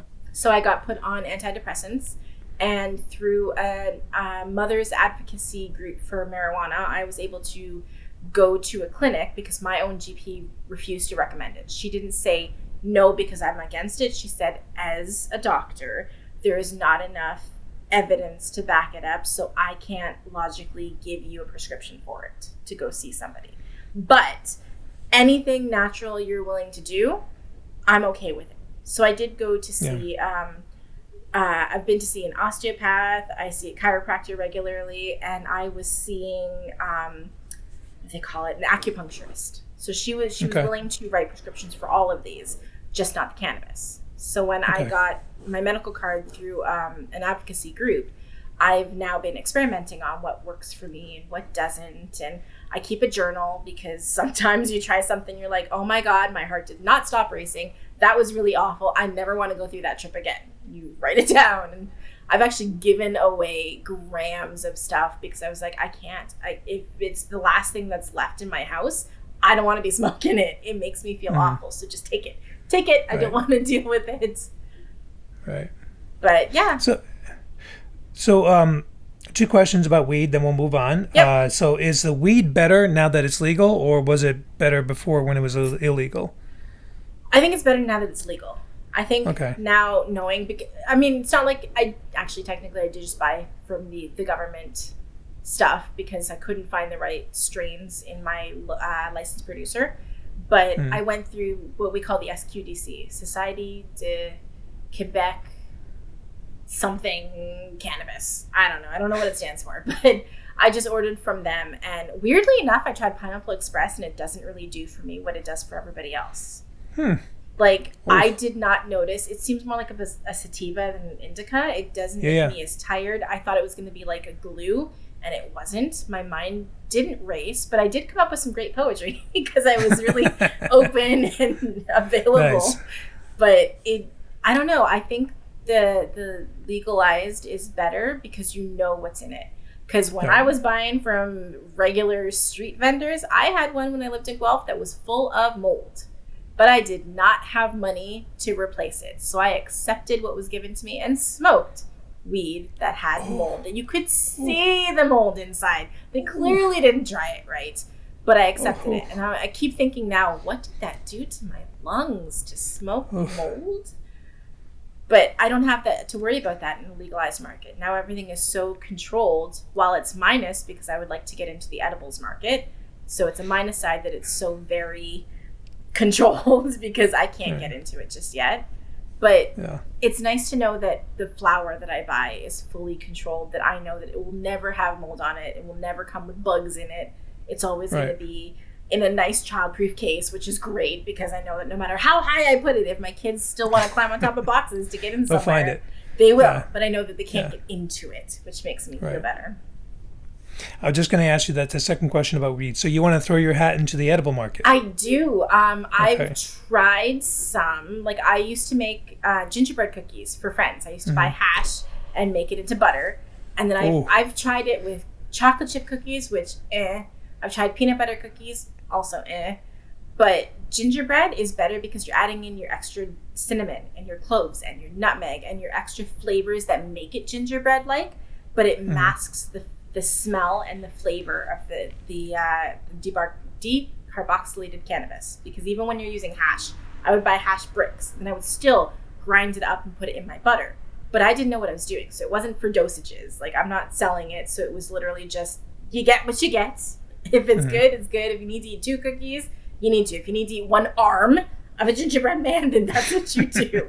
That's how I was. I could not eat more than an arm or a leg because it was just too much. My trip was too bad. But I have friends who ate 3 and were like, well, I don't really feel anything. That's because you smoke entirely too much weed. Because like Snoop Dogg versus, I don't know. Well, me, Well, I would say Seth Rogen, but I think they're kind of on the same. They're probably on the same path. Yeah. They would need like 6 cookies, but I only need a gingerbread man head. So just a head. Yeah, that's it. An arm, a leg, a head, something the same size. But I noticed when I tried with chocolate, it's interesting because the same way that I would add a flavor, like they make these Miss Lori little flavors. They're like 2 ounces, 2.5 milligrams or something of flavor. And it's very, very intense. And I use it for all my chocolate needs. Like when I'm making orange cranberry chocolate bar, it's got orange flavor. It makes the chocolate taste like orange, even though I didn't actually put oranges in it. Using that same method, if you put an oil that you made out of cannabis into that, whether you made it into coconut oil at home, which I've done, or you buy it from your licensed producer, which I've also done, it's easier with the licensed producer because you already know what the dosages are. So when you break it down, you can pretty much guess how much doses in each chocolate you're making. But even if you're just making it for home use and you're just giving it as gifts and not actually like selling it or anything, it's not that hard. And if you have the right flavors into your chocolate, you don't taste it at all. And it still kicks in the same as a regular edible. It takes anywhere between an hour to 2 hours to kick in. It takes about 4 hours altogether. In fact, Friday was Self-Care Friday, and I tried some of my coconut oil that was made with, I call already vaped bud, because it came from my dry vape. And I keep them all. I don't want to throw them out, so I just kind of keep them. And then I use them because they're already decarboxylated. I put them into my coconut oil and infuse all that. I literally, as a recommendation from a mom who's listed on the website, Faded Living, she posted that she, put some olive oil into her coffee that was infused. And I was like, well, I don't have olive oil, but I have coconut oil. So I took a teaspoon, wiped it in the jar, and stuck it in my coffee. And I was like, well, it kind of sucks because it floats on the top of your coffee. So every time you take a sip, you have to wipe the oil off your mouth. So it's not the funnest. It lasted me the entire day. I had it like 10 a.m. By the time it kicked in, my kids came home at 5 and I was still high. I'm like, how? This, just a teaspoon of this in my coffee in the morning. That was it all day. Yeah, and you said medical grade, right? Yeah, medical grade? Or? Yeah. I mostly stick to my licensed producers because when I signed a contract to get the prescription, they basically said, well, we'd like you to stay within the licensed producers. Like, don't deviate, don't go somewhere else, because then our data is screwed up. And I was like, that's okay. I'm perfectly happy with what you guys have to offer. I will, when I'm not happy with your products, I will switch over to a different licensed producer. I do stick with one. For sure. Yeah. I've done it. I've been like, so I notice every time I order, I don't order from the second company because I don't like what they have to offer. Can we switch to a different one in which I will be buying from them? Because what's the point in having someone that you buy your stuff from that you don't want to buy from? Exactly. So, but I'm taking this back again to what you mentioned, that you're going back home. Yeah. Do I need to do a Espiritu Santo sus Filios? You might. Although lucky for me, I'm taking Via Rail, and it's a 12-hour train ride from Montreal to Windsor. So I usually take edibles with me. And that turns into a really... the one time I didn't was because I was pregnant, and I don't like to do anything that might harm the baby. And as much as there's been studies that say it's safe, and as much as some women say they use it, knowing that you're growing brains and limbs and cartilage and like all these, I can't imagine screwing up my child's lymphatic system because I was choosing to use cannabis through pregnancy. Other people are okay with it, but when you are tasked with growing a human being inside your body, you kind of want to do it like full on without like following all the doctor's instructions and without things you're not supposed to use. Exactly. So, but, I mean, that's why they suggest that the kids don't smoke marijuana until their brains are fully developed. Because so I mean, So if they're developing, then why regress the growth? I get it. I understand why other people do, because having something grow inside your body is a very unique and creepy experience. It is really weird to have something kick you in the side in the middle of the night. It's weird to feel from the inside of your body something moving and flipping over, and it's a really surreal alien kind of experience. And I get why some people might need to use cannabis to deal with it, because their anxiety is so much that they can't deal with it. I get that. Yeah. I'm just not one of them. But typically when I go home, I take Via Rail, and I love to use edibles because you spend the entire day just watching movies, watching the landscape go by. It's chill. And I'm like, in COVID times, they're not going to see anybody next to me. So I don't have to worry about being at the window and having to pee and going, okay, I don't want to wake you up, but I got to get across you. I don't have to worry about it. Nobody's going to be sitting next to me because of social distancing. So they might be across, but I can get up and go to the bathroom whenever I want. So I'm greatly looking forward to my 2 trips there and back on Via Rail for 12 hours, just being stoned and watching movies. Mm-hmm. It's a nice quiet day. But you have to go back and face your mom. And what's that like to go back? What do you anticipate how you're going to feel going back and you're not going to see your dad? I'm not looking forward to this at all. I had a complete breakdown over it last week. I have to sleep in my dad's old bedroom because my old bedroom, I found out from my sister on Friday, does not have a bed. So I have to clean out my old bedroom, which is already strange as it is because my brother used to stay in that room and his stuff is everywhere. So I have to actually clean. But then sleep in the bed that my dad used to sleep in before he passed, or before he went into the nursing home anyway. And I don't know how my heart's going to take it. I feel pretty fragile at the moment thinking about how awful that's going to be for me. But I know that it's something that I have to do because honestly, anything worth having isn't easy, and mental stability is extremely worth having, and emotional stability, but it's not going to be easy. So it means that I have to go through this crap. And I try not to hyperventilate as I think about it. Like my anxiety goes up and I feel almost like ready for a panic attack thinking about it. But I mean, that's just making it come to fruition. So instead, I have to kind of think, everything's going to be fine. Don't engage my mother in any arguments. Kind of yes, ma'am, no, ma'am, and get through it. But also, before I leave, let her know that I'm an independent person and I have my own free thoughts, and how she feels about me has no bearing on me at all. I don't care how she feels about me.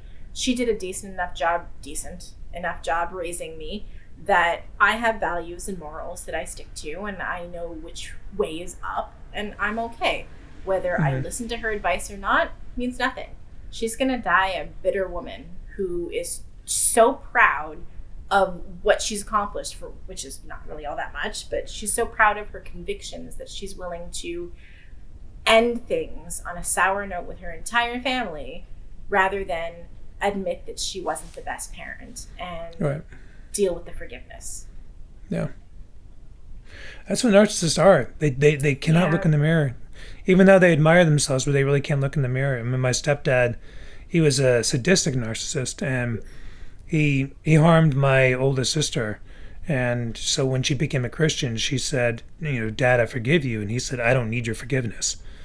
Yeah. And that's just how they are. They're so tragically sad people, but at the same time, they're very dangerous. They are. I'm super glad that I've dealt with what I've dealt with, that I can go in there and feel safe enough to be who I am without shrinking back into the person that I was when I was there. I still kind of was like that when I was pregnant with my first son. I went to visit and I was talking to my mom and I was trying to speak my mind, and she railroads over everything.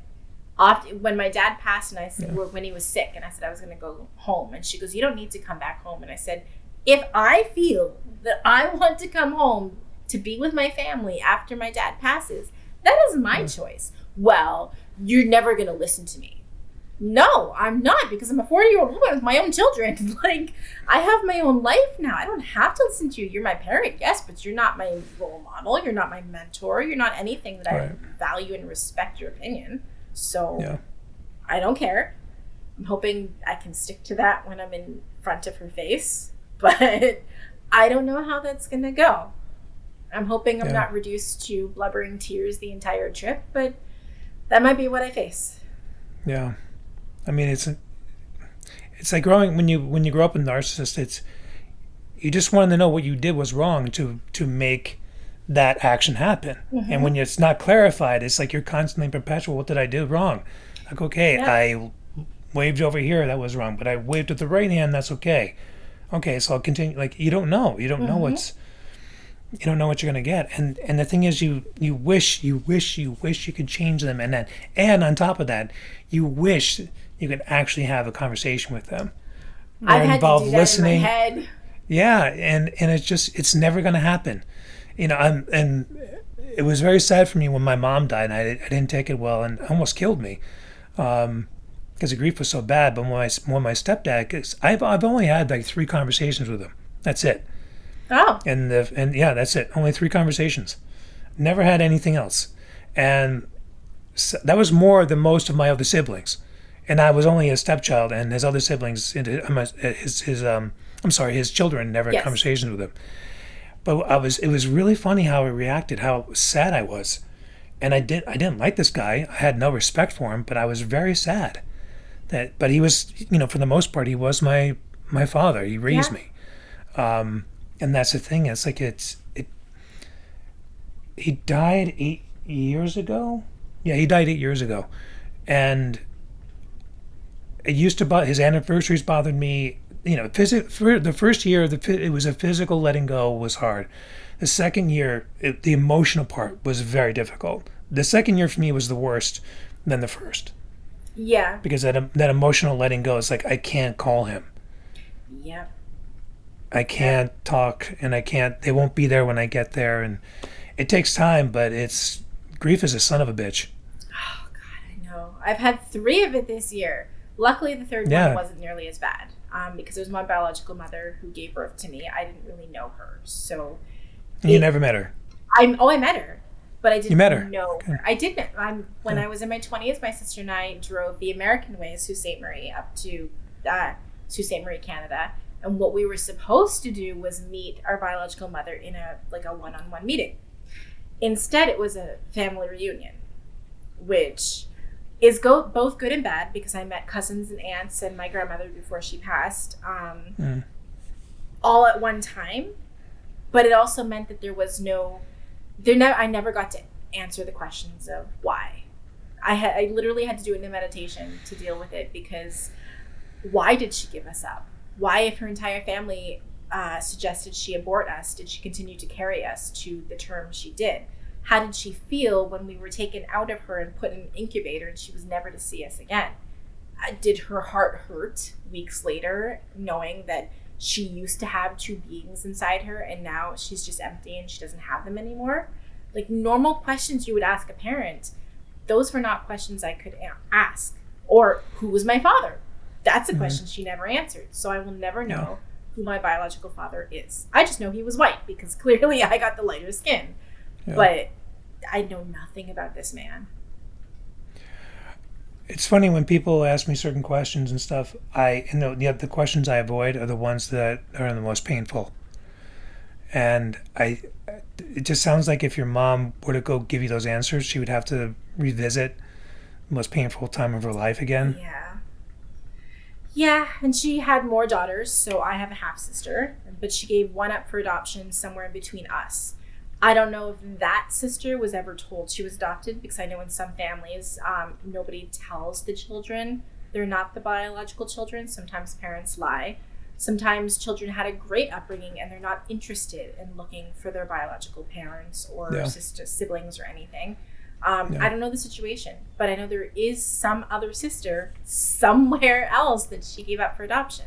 And then she raised one. And that's the half sister that I do happen to know. And she just had a heartbreaking time having to go out to BC to clear out her mother's apartment so that the landlord can rent it out again. And that was heartbreaking for her. And I do not feel good about what she went through, which is kind of why I'm also choosing to go see my mother and help clear out her house, because when she passes, I'm here in Montreal. I'm not in Ontario. It will not be my responsibility to clear out that house when she dies. So I'm hoping to make it easier on my siblings by doing some of the work myself, so that not only can I lay some of my childhood to rest through the cathartic ability of cleaning up the house, but to be able to help them when it's going to be hard for them to have to go through an entire 3-floor house to clear through it for my mom. Yeah, I was really glad that I wasn't there to clear up my mom's apartment. I didn't have that my sister took care of that. That's. I'm not looking forward to it. I'm already about to cry just thinking about all the different rooms that have changed since I moved away. What used to be our dining room when I was a kid, where there are actually photos of me being in there, turned into an exercise room in my high school years. And I was a cheerleader, so I used the exercise room a lot. We had one of those bow fit things that had all this stuff that you could do. My dad used to be in there a lot too. And then when my dad left, my mom kind of turned it into a where the recycling and garbage goes kind of thing. And the house has had many different looks. Like certain rooms have changed a lot through the years. And every time I come back, my mom has changed something. Or at least she had. Now she's having a hard time getting up and moving around, so not as much. But I'm kind of not looking forward to seeing those rooms and the places that my dad spent the most time in and having to clear through. Like my dad loved records. And my mom's house got a flood and he lost a lot of the records. Like when I say Michael Jackson bad, it was because Michael Jackson Thriller was literally a humongous vinyl that we used to listen to all the time. Yeah, The vinyl died. Oh my god, He had I love great vinyl. collection too. Oh my god, vinyl is my weakness. Vinyl, so I don't care how beautiful a woman is or anything. Vinyl is my weakness. Oh god. So far, because you haven't found that one that makes you like just head over heels, give everything up yet. I thought I did, and then realized I don't want to give everything up. No. It took me 12 years to realize that I don't want to forget who I am. I want to be who I am and be accepted for who I am within the relationship and not want to be changed. I also had to realize the same thing about my husband, who, being the realist, I have to go, okay, he's never going to do this manifestation thing with me. He's only ever going to accept things when he sees them. So let's be a millionaire and show him that I can be a millionaire and let him be proud of me then. But on the upside, for being abused and dealing with a narcissist, I did realize that the validation has to come from me, which took me a long time, because being a stripper, I used male validation any chance I could. Anytime I needed validation. Being a model allowed me to have validation from anybody on the internet who said, oh, you're so beautiful. Oh, you look amazing. It was easier to listen to other people tell me than to look in the mirror and see Get it from myself. yourself. Yeah. Because that's what narcissists do. You have to keep going back to them for validation, for worth. I still want to. Right now, I still want to be able to call up my mom and say, hey, Mom, I did this really cool podcast. Or, hey, Mom, like, I got an investor interested in my business. I still want her approval, even though I know that I shouldn't. It's that growing up with a narcissist that makes you still want their approval, even though you know you don't need it. Yeah. I mean, this is going to sound really ruthless of me, but the best thing that ever happened to me was my parents dying. I kind of think that's going to be the same for me. Yeah. I can't tell you how unbelievably liberating it is to not have narcissist parents in your life anymore. It is so fucking liberating. It really is. It's like I don't have to call them up anymore, how you're doing, how self-destructive they've been. And like now I wish they were alive only to get some more answers. Yeah. Because I found out some stuff later on that's, just makes them even more, confirm more that I shouldn't have them in my life. But I mean, but at the time, the first year, like I said, my first year, my stepdad, the second year wasn't too bad, but then my sister passed away. Oh, she was practically my mother. Sorry. Oh my God, the last 8.5 years, holy shit. Holy shit. No, it's country songs couldn't cover it. But, it was a journey, and it made me the person who I am now. And I'm not the healthiest person that I wanted to be, or once was. My resting heart rate was 35. Wow. I was insanely healthy. But I wouldn't give it up. I wouldn't give up that journey. I wouldn't give up the fact that they've passed. It's been the best thing that's ever happened to me. I mean, my mom passed away in Halloween, and every Halloween it was like, oh, my mom. But now it's like I forgot about it. I forgot all about it. Because I'm focused on me now. I'm focused on taking care of me, and it's wonderful. And I tell people, it's like, look, I like imagine me on the invisible bridge. Like you guys are like looking through this cloud, and you're looking through this snowstorm, and you're hearing a voice, and I'm telling you guys, go forward, it's fine. Without your parents, if you have a great relationship with your parents, don't be an asshole and cut that off. But if they're, if they're helping you and being help, like whatever they can in their own way, fine. But like if you're dealing with a narcissist, they would drown you if they knew they're going to get attention out of it. Mm-hmm. Some have. I've seen so many stories that scare the crap out of me of how a parent could actually kill their child. I can't imagine that. Birthing a child through your body and like growing eyeballs and things inside your body, changing diapers and going through all of those scrapes, teaching them how to eat, like that in itself is challenging. Right now we're potty training. So teaching a child how to use a toilet, which is already difficult. But to go through all of that and then kill your child, what happened there? Like there's some crazy disconnect to be able to actually be okay with that. Were you a part of some Satan ritual or something like that? Or like, if you want, like, what the hell? Like, what the hell? Something so freaking precious. I know. I can't understand it. Crazy, but geez, like there's driving and it's like with you in them in the car in the lake. It's like that's not that's nuts. I always wonder what happens with people for that. Yeah, I just And those days is like when I do have a gratitude morning, which I have every morning. I'm grateful to not have been involved in that kind of parenting, or been a part of that. I just imagine the kids and the confusion. It's like, hi, mommy, I'm being loved, and all of a sudden it's, what the hell? Yeah, I had that thought last week, and I had to go, let's not go down that route because I'm just going to cry. I can't do that. I love my kids so much. There are times when I want to smack them in the face. I don't. Yeah. But I imagine myself doing it because it's cathartic. So I do. Yeah. But I could never imagine feeling like that, to actually want to take my child's life. I love them so much. And I'm glad that I was never in a situation like that with a parent, but I'm also glad that I'm the breaker of chains in this situation. I refuse to do what my parents did to me because I want to see what happens to my children as they grow up with a loving, caring, compassionate set of parents. Like, what could they become? Could they change the world? Could they become a doctor, or could they become an advocate, or could they, anything? What could they do with parents that actually truly support them 100%? Right. Yeah. And it's sad, and it's just, I wish I had the knowledge and the degrees and everything else to figure it out, because then I can help other people. But all I have right now are my experiences, and I'm trying to. The thing with abuse is very, very difficult to communicate, because you were told not to communicate those things that would bring shame upon you. So when you do get abused, it's like, like when I was telling my mom, when I was 33, I think, that I was going to see a therapist, and she's, you don't need a therapist. You just need to bring your problems before God, and God will take care of it, and He will. And I'm like, oh my God. All right. Thanks for the support. I've had that, and my mother was a psychiatric nurse. So when I told her I was seeing therapy, she was like, but you just need, what are you talking about? I'm a psych nurse. You can talk to me. Oh, yes, because I'm going to talk to you about you. That's how that's going to work. No. I'm going to talk to a professional who is a third party, who doesn't know my history. By now she does. It's been almost 4 years. But, someone who doesn't have a bias against me. But my mother always like that. And my aunt, same thing. What do you need that therapist for? You can just present it to God.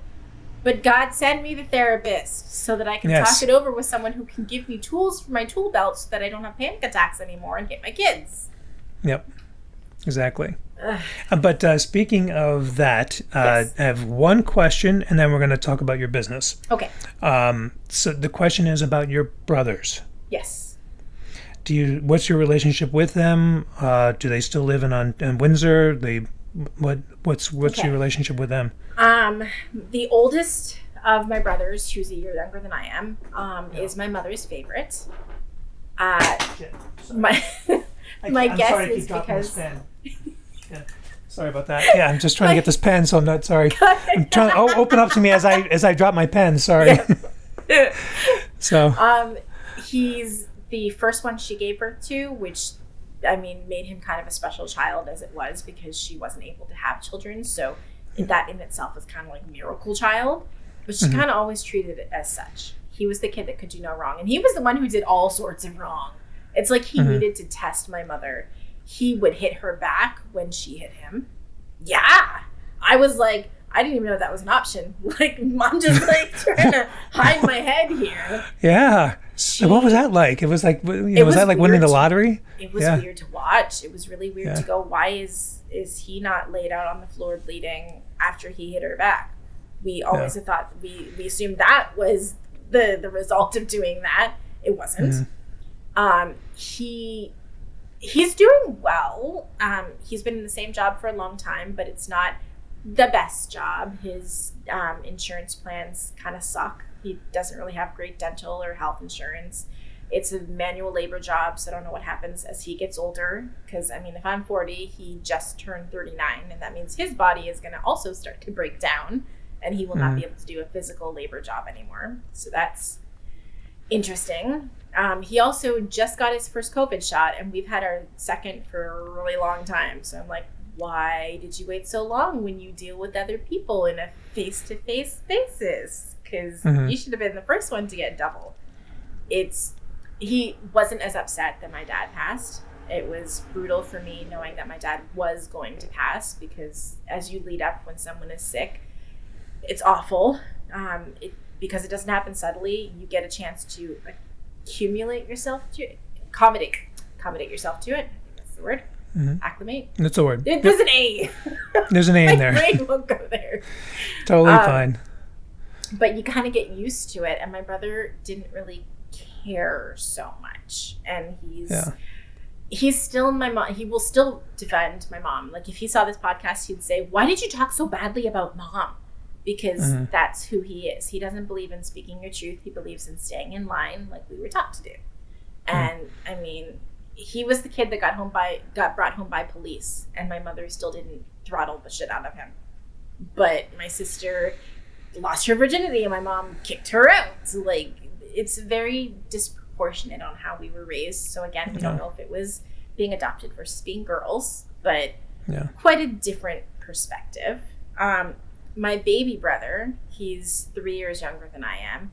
He's quite different. He watched the abuse. And I still have flashbacks of when my mom was beating the shit out of my sister. And my brother was at the top of the stairs screaming and crying for them to stop it because it was just so much. He hasn't seen a therapist, but I'm pretty sure he's got good reason to, because his PTSD from childhood is pretty bad. He watched it play out. He never got hit. He was the baby, so he was treated differently. But he watched it happen, and that's got to really suck. He's been through a lot. He's got his own daughters. Not with the same women, which sucks because when I visit, I don't get to see my nieces at the same time. And I don't really trying to explain it to my children about uncle, so-and-so. I'm not going to say their names, but about their uncle and their cousin's mother. And it's a little awkward, but this is the 21st century, 22nd century now. What are we in now? 21st. God. I feel like it took me a second or two. So, no, it's like, Yeah, so we're in the 21st century. It's progressive. It's okay. It's a little awkward, but he, as a parent, it means that he's better at all of this. He's a better brother and a better human because he realizes the importance of being the role model that your kids need to see. So he's doing better than the other brother. I am choosing not to stay with that brother when I come visit. Like one of my brothers lives in London, Ontario, the youngest. So I will have to visit when he comes by, but I can't really make a stop to go visit him. But I will visit my brother who lives there, the one who is older. He and I were okay. He gets along with my husband more than he gets along with me.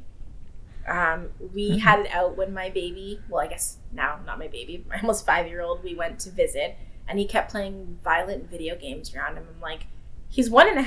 Like, can you not play violent video games? I'm trying not to expose him to this. Like, we're watching like bubble guppies and stuff on TV, and you're showing him violent things. Like, we're not there yet. He's too little. I don't want him to think that this is okay. I don't want him to get into violent video games at an early age. So can we please tone it down? He swears so much because he has no kids. He's got a dog. Like, nobody cares if he's swearing. So I keep saying, kids are sponges. I have to curb my swearing around my kids. Please don't be the reason my kid says fuck. Like, please don't. Can you please just... And he still also believes in spanking. So I won't let him babysit my kids because I know that my 5-year-old or almost 5-year-old is a little shit. He loves to do things he's not allowed to do just to see what you're going to do. And I don't need my brother to spank him because he believes it's okay, because we teach a no-hitting rule. So we're not on the same page, and I don't know if we're ever going to be, because he believes women are all tricks and hoes. So I don't think he will ever settle down. Yeah. Okay. Yeah. I'm like, at some point you're going to have to accept that some woman is going to be right for you, and you're going to have to change your attitude a little bit in order to attract her to you, because you can't just be this brash person who just says what he thinks and it's all garbage coming out of your mouth. And of course, like a true narcissist, because he's a narcissist thanks to my mom, he immediately turns it around and thinks I'm calling him garbage, because the garbage things that come out of your mouth apparently mean that you are garbage. Right. He's one of those, and it makes it very difficult to talk. I've had to apologize. He actually said that he thought growing up that my sister and I thought we were better than him. And I started to argue, and then I was like, no, actually, you're right. We did think we were better than you. We were never brought home in the back of a police car. we never got suspended for having fights in school. We followed the rules. We got straight A's. Like, we were good kids. You were not a good kid. Yeah, I guess we did think we were better than you. And he goes, well, thanks for admitting it. I'm like, I'm sorry you felt that way. I wanted to cultivate a really happy siblingship, but it just kind of never happened. The only one I was ever close with was my twin. Yeah. I mean, that's how it happened with the family growing up, because I have two families now. My dad's side of the family, my biological father. I finally met them. They kept that secret from me. Yeah, it was not, it's a whole, and I'm much more like the people that my Puerto Rican side, much more like them. Much. I mean, I never met them or anything, but I'm much more like them. We hang out, we hug, we everything. My mom's side of the family, people say it's family. It's like, no, it doesn't matter if it's blood. No. It doesn't matter if it's, like, you've got to save you. You have got to save you. If someone's not listening to you, that's abusive. Mm-hmm. That's abusive. You've got to get away from that. Yeah. And if you, like, I want to be heard, like, they're not hearing you, they don't respect you, so get the hell out. Mm-hmm. Get the hell out. Doesn't matter if they're sibling or even a friend. Even a friend shouldn't treat you that way. Yep. I've had to lose some friends in the last year thanks to COVID because of situations that have arisen where I realized we're not in alignment. We were alignment 10, 20 years ago, but now, no, because with my business, I'm taking a stance, and it made me realize what my morals and values are, and being an advocate for women and for racial injustices and for mental awareness. Other people are not necessarily in the advocacy group, and they don't understand it. And it means that our values are not aligned, because I believe that it doesn't matter what someone looks like, what their skin color is, who they choose to sleep with. None of that should matter on their business ethics or who they are or what they're capable of accomplishing. But there are other people who are perfectly happy to stay in their bubble. They are happy to put on blinders and say, you know what, this is my lane. I don't want to see anything. I don't want to know the world outside me exists, just my life. And I used to be like that, and I completely understand.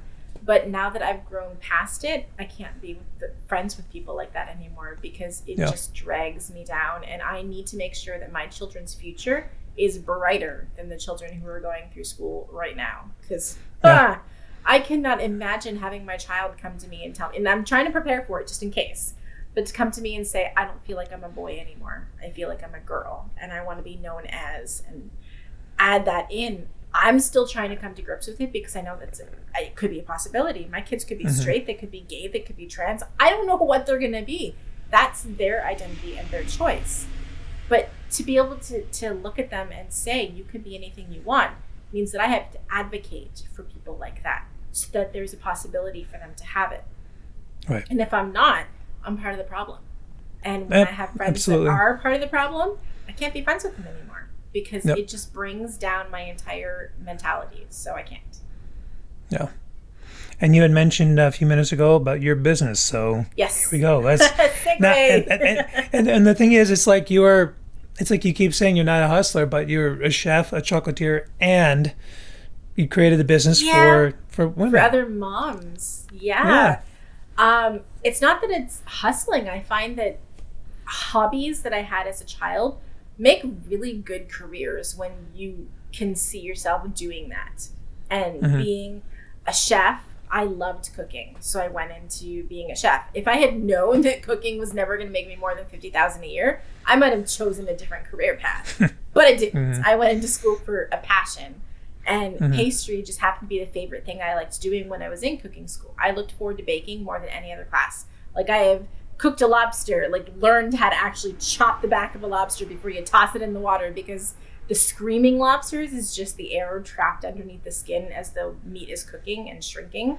So, I mean, that sound is awful. So to avoid that, you put a little cut right in the back of its head so steam escapes, so it doesn't do that. Plus, it kills the lobster almost immediately, so it's more humane. That versus rolling out pie crust. I infinitely like rolling out pie crust way more. And when it comes to chocolate, letting what happens in my head come out and actually having it work right, it's so satisfying. Like, I make a Han Solo in carbonate, so I had to buy the molds on Amazon. Yeah. And it's milk chocolate, but instead of, I wanted it to be like a Nestle Crunch, but I didn't want to use Rice Krispies.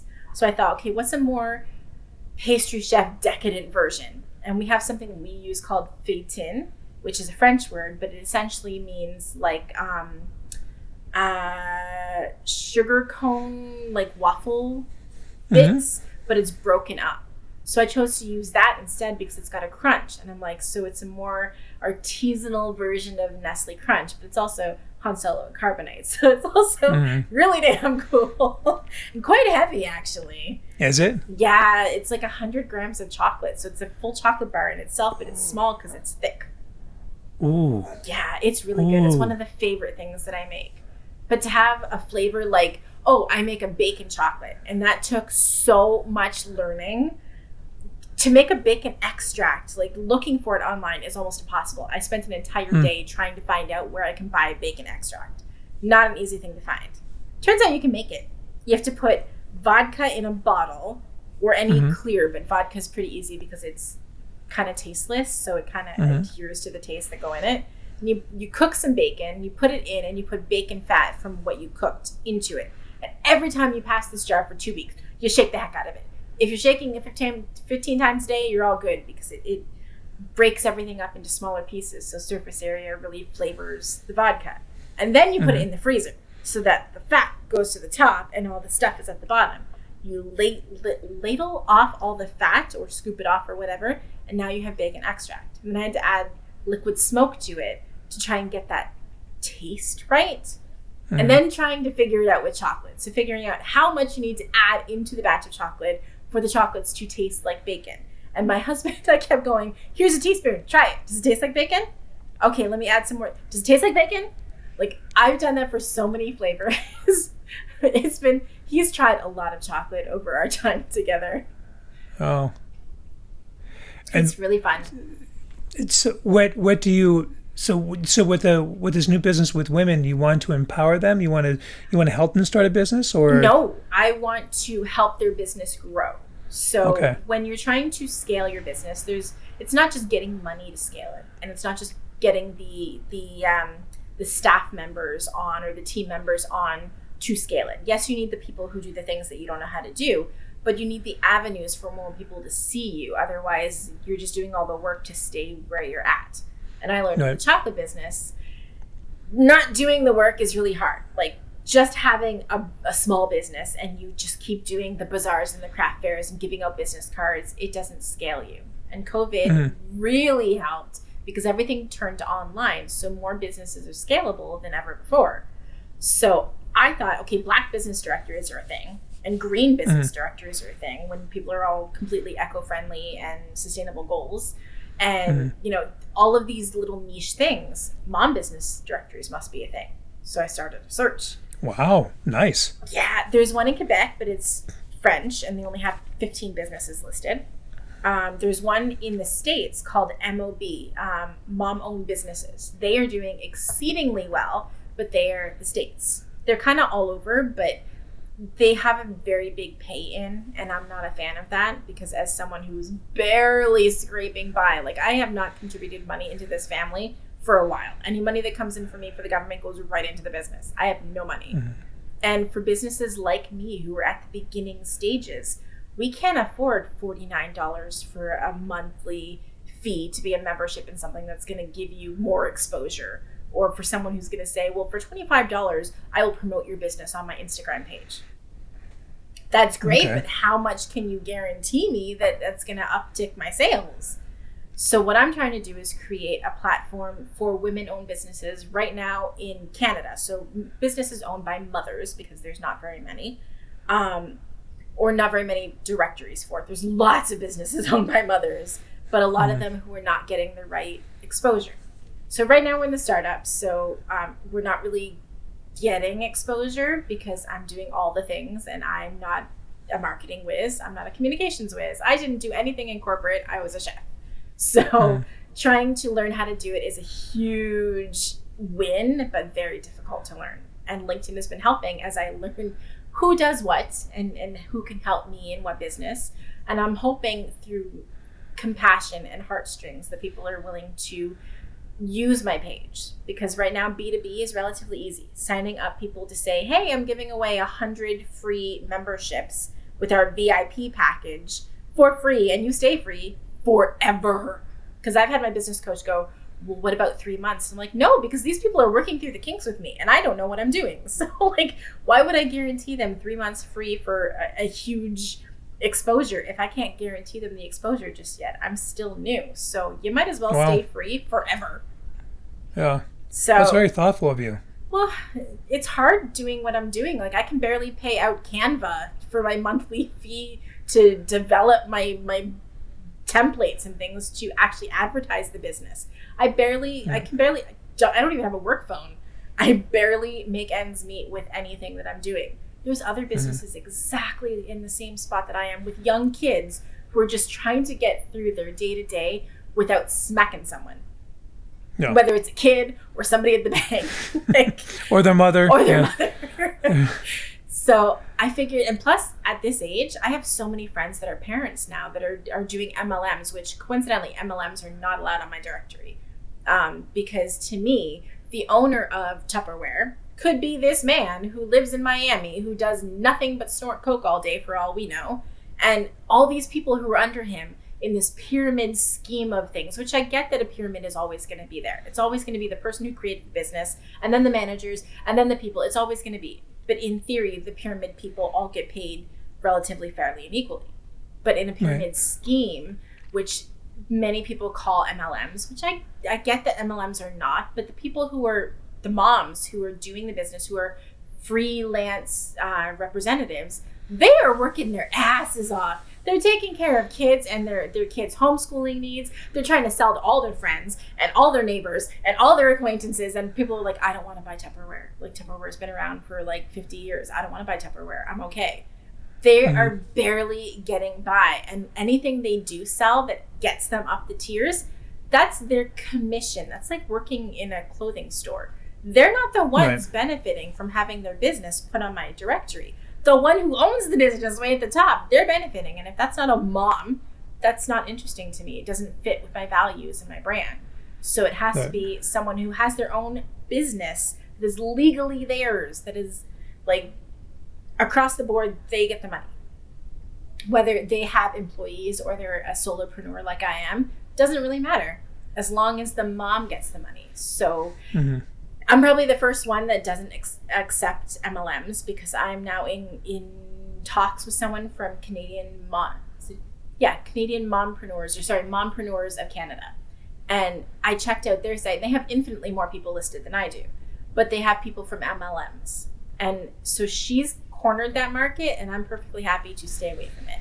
I really want the money to be in the pockets of these women who are working to gain equality with their spouses when it comes to money. Because my engineer husband makes way up here, and I, as a chef, make way down here. I want to be matched or above.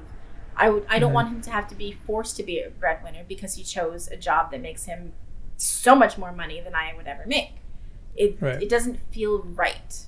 I would like to be the breadwinner and say, okay, so now we're going to do things a little bit differently, because if that was the reasoning that you've had for always staying in the lane that you're in because you're the breadwinner, now how about I be the breadwinner? Can we start doing fun things now?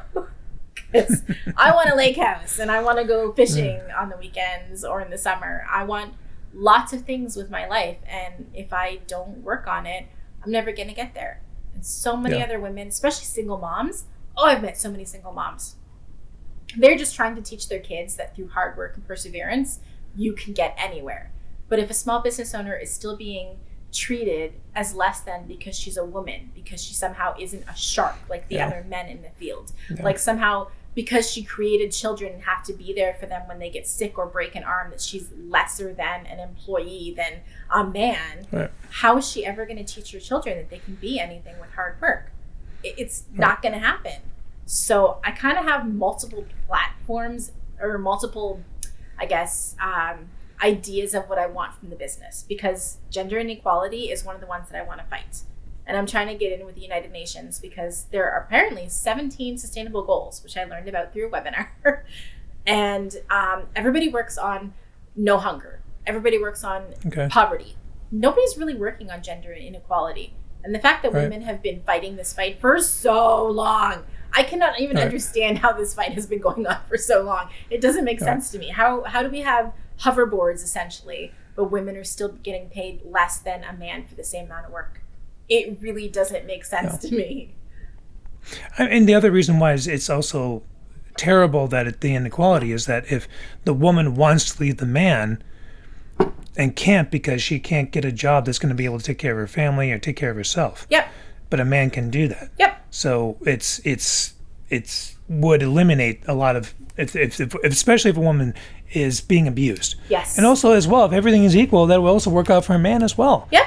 That would work out. Yeah, it would work out because if a man can't, it works out for everybody if things are everyone's on the same playing field. If he's got less stress, he can pursue more extracurricular activities that make him feel better. And that maybe means he's a better present parent at home because he's less mentally in his head all the time about how much he has to work and how much he has to get done. And maybe he can scale back a little bit, which is what I'm hoping for my husband as I asked him this weekend.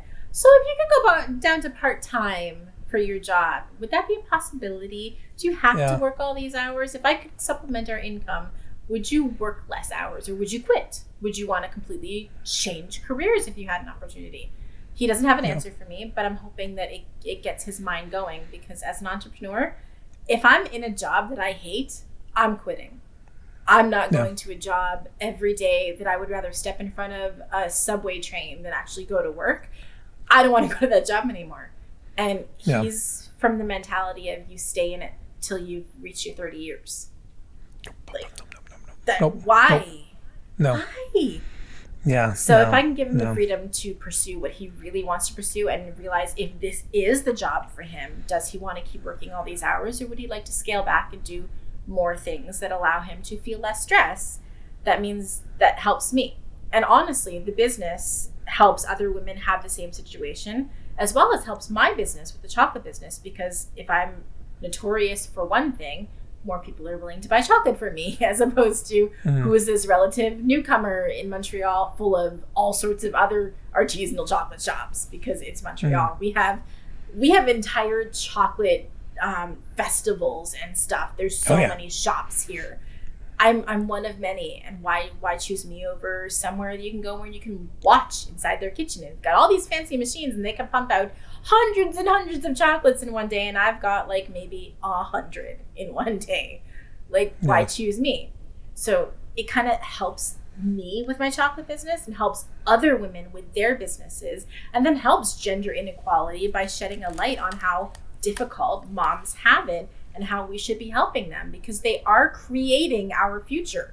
We are creating the humanity that goes into the future. Should we not be helping the women who are creating the humanity? Yeah, I mean, you're continuing mankind. Thank you. You know, at least what we can do is just make you equal. Yeah, you know? I know. At least bare minimum. Yes. You know? And the fact that women who are like, I've read so many quotes from women in Hollywood and women everywhere, and just listening to these people say men mansplain, which mansplain became a thing because of this, because somehow our brains don't work the same. We're inferior because we have an XY instead of an XX. Like, what's up with this? Knowing that I've seen all these things, knowing how many women really want to change the world, it's nice that I'm among a lot of other businesses that I've seen through LinkedIn and through my searches that are raising women up. But there's lots of other directories and lots of other web pages and communities and organizations built for women to rise up. And that's wonderful. But not as many for moms, because we saw in this pandemic, moms are like, oh my God, can you imagine the CEO of like Sony being at home with his children and they're running around and he's going, why can't I get these meetings done? Like, get out of my camera, go home, go. Like, I literally talked with a mom 2 weeks ago. We were trying to have a meeting and her son kept coming into camera and his tablet broke. And now she had to fix it and she's like muting herself because she's trying to fix this tablet and her son's just having a complete breakdown next to her because his life just ended because the tablet didn't want to work anymore. CEOs of companies that are men don't deal with this, but we do. And then we're considered, well, why don't you have as much equity? Why don't you have... Because I've been home raising kids. Like, I'm doing the best I can. Yeah. Actually, there's a TV show that I love based on that. A TV show I know they play on Prime now called Younger, where a woman, she had raised her kids, her husband cheated on her, they split up, and she hadn't been in the workforce the entire time she was raising a kid, so she was no longer relevant. And she had to lie about her age, luckily she could, to pretend she was younger so that she could get a job. And the whole series is based on this. Why do women have to lie about our age in order to get a job? Because we were at home raising a person to be a great member of society. Why does that change our capabilities as an employee? Yeah, exactly. But they just do that, and it's like, well, you're taking care of the family. It's like, well, yeah, I'm giving you peace of mind, so you can go and create the money and bring it back home. At least appreciate me. Yep. At least, or because my friend Samantha, during the COVID, the twins were home all the time, and her husband is a dentist. He's a friend of mine as well, and he was going out. He was like, yeah, I'm working 12-hour days, but you're getting out of the house, you're getting away from the kids, and she didn't have that. Yep. Now that the kids are in daycare, or I think they're in 4th grade or 5th grade now, and they had that time apart from them. My friend Borzu wanted to go on a date, let's hang out, let's do all she wanted to do was just I need to know I'm independent. Yep. That I know I'm a mom, but I need to know I'm independent. I can take care of myself. And she went back to her heart. She's like, I need this. Yeah. I know that you want to go out and have date and have fun time and stuff like that, but I really need this to know that I am separate from, I'm a mom, but I'm also Samantha. Yep. And I'm a creative person, and I need to do this. Otherwise, I can't be a mom all the time. Yes, that is a huge one. I actually have a she shed in the backyard for that reason. You have a what? A she shed. It's like a man cave, but it's a shed. And when we bought the house, it was a requirement for me because I'd already had postpartum depression with my first son, and I was pregnant with the second. And I said, I need some place that is on the property, so I'm not down the street or something, but I'm not in the house listening to the crying and the screaming and the tantrums because they trigger me. I need to be somewhere. So I have a shed in the backyard that I insulated myself because my husband decided that it was not top of his priority list, even though it was top of mine. So I learned 2 summers ago how to insulate because I didn't know how to do it. I didn't know how to cut insulation. I didn't know how to measure anything or put spray foam or anything. I learned it as I needed it. So that's kind of a euphemism for my entire life. I learn on the go. I don't know anything, but I just kind of learn. And it's my spot. I do yoga and meditation. I dance like I'm in high school. I literally put on crazy lights in this tiny 10 by 10 shed and just dance. I've layered carpets and rugs all over the floor. I do everything in that shed, and it's my own personal space within the property so that I can do what I need to do and not be in the house and feel like I have to answer every time I hear "Mama," because you can't ignore it. You try to ignore it. You can't. Every time your child calls for you, even though you want to ignore it, you kind of have to go because it could be something important. If I'm in the yard, I can't hear it, so my husband has to deal with it instead. And we do that every other night. So it's a calculated choice. It's not like I just abandon him. But yeah, because it's true. You need your time, and if you don't, because it makes you be a better partner, a better mother. Yep. You need some time away to clear your head so that it's not just filled with crazy heavy anxiety where you just turn on a crazy Columbine kind of thing and shoot everybody to death. You need to calm yourself. You do. You need self. There's a time to be selfish. It's not all the time, and it's not all about me. But it's you need that preparation time for yourself so you can go out and conquer the day. Mm-hmm. You need to be a better human being because life gets harder, and it gets harder, and you need to get stronger. And if you don't get stronger, you're going to get crushed. Yep. You're going to get crushed, and it's you and I have been there. We know what it's like to get crushed and having to come back from that, and it's not easy. No. And every time you keep getting crushed, it's harder to come back. For somebody who hasn't been crushed like you and I have been, it's like, oh, it's no big deal, just brush it off. We can't brush it off. No. We can't. No. My husband actually wondered, he saw firsthand what happened in panic attacks. I had never had them as often as I did after my second was born. I was having them multiple times a day where I was in a blubbering mess on the floor going, I might as well just kill myself. This is just, I feel awful. And he saw it happen to me. he's now an advocate for me using cannabis because of it. Between my antidepressants and my cannabis use, it is helping me. I haven't had a panic attack in, God, like 4 or 5 months. And I used to have them multiple times a day. And he couldn't understand. After my dad died, it was all the time. Like, just dealing with the grief. And I'm still, like, Friday I was a blubbering mess over my childhood and dealing with it. Yeah. He's not as helpful. He's not as compassionate because he doesn't understand. People who've been through it, like you and I, when I say it, they automatically want to give me a hug and ask me how I'm doing. I tell my husband and he goes, yeah, that must have been hard. Like 12 years in and this is what I get? This is all I get? Thanks. My friends are better than this. But it's hard for people who've never been through the major traumas to even understand how it feels. No, it's and when you try to relate it to people and they look at it, it's true.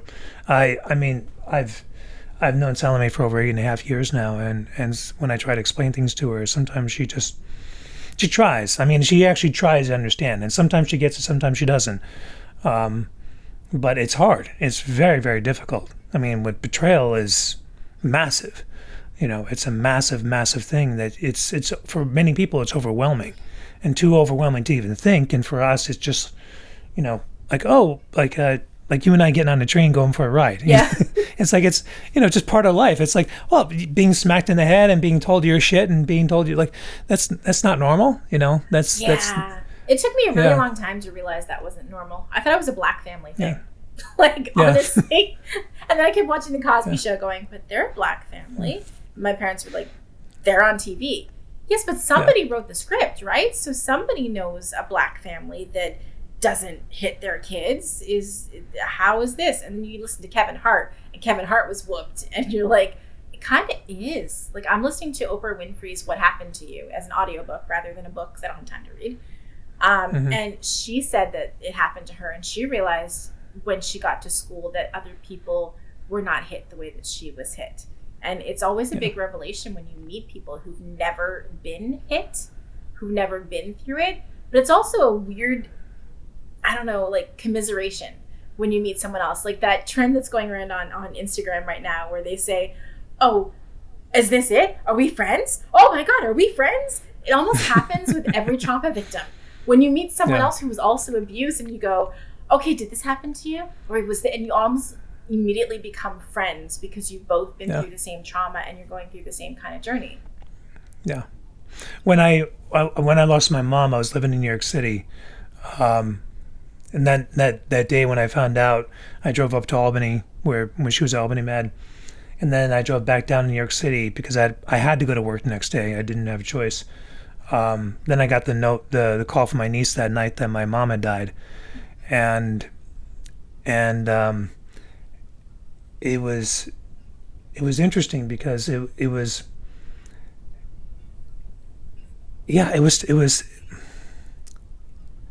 it's that letting go. It's that letting go that was really, you know,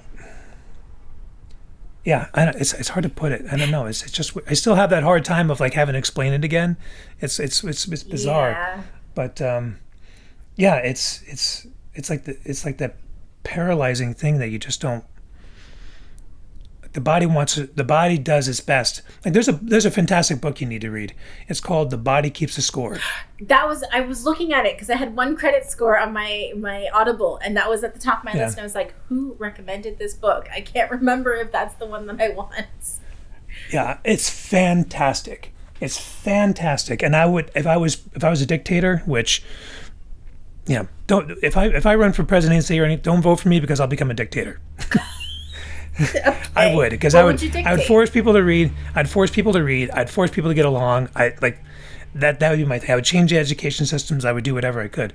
But the one requirement I would read for most people would be The Body Keeps the Score. That would be my ultimate requirement. Because when you get traumatized, you actually become trauma bonded. Yes. And that's why the abusers do what they do. Because they're so terrified of being alone, and they're so terrified because they know they're so broken. Mm-hmm. They know that they're such a mess, and they're such a hot mess that nobody is going to be. If you were to leave, they're going to be alone. Yep. And so that's why they do what they do. And so they have many examples in the book, and how to get rid of it is meditation, yoga, exercise. There's lots of things to kind of get there, but also be creative, and then find, like, actually revisiting the trauma, and then confronting it, going through it, have somebody professionally talk you through it, and so therefore it's not affecting you anymore. Yep. But that is how did I what get I'm from about that to to my do. mom dying? Yeah, how did I get from that to my mom dying? That was weird. I don't know. It was I'm not even more like high, your so mom, your mom Yeah, I'm not dying even high. to that. yeah, I'm not even high. Sometimes That's the worst part. I find I'm worse when I'm not high. That my Really? brain is in so many different directions. When I'm high, I'm more quiet. Like I'm Yeah. more introspective. I think things over. Like it's like I let it go around in my head a couple times before I make a decision.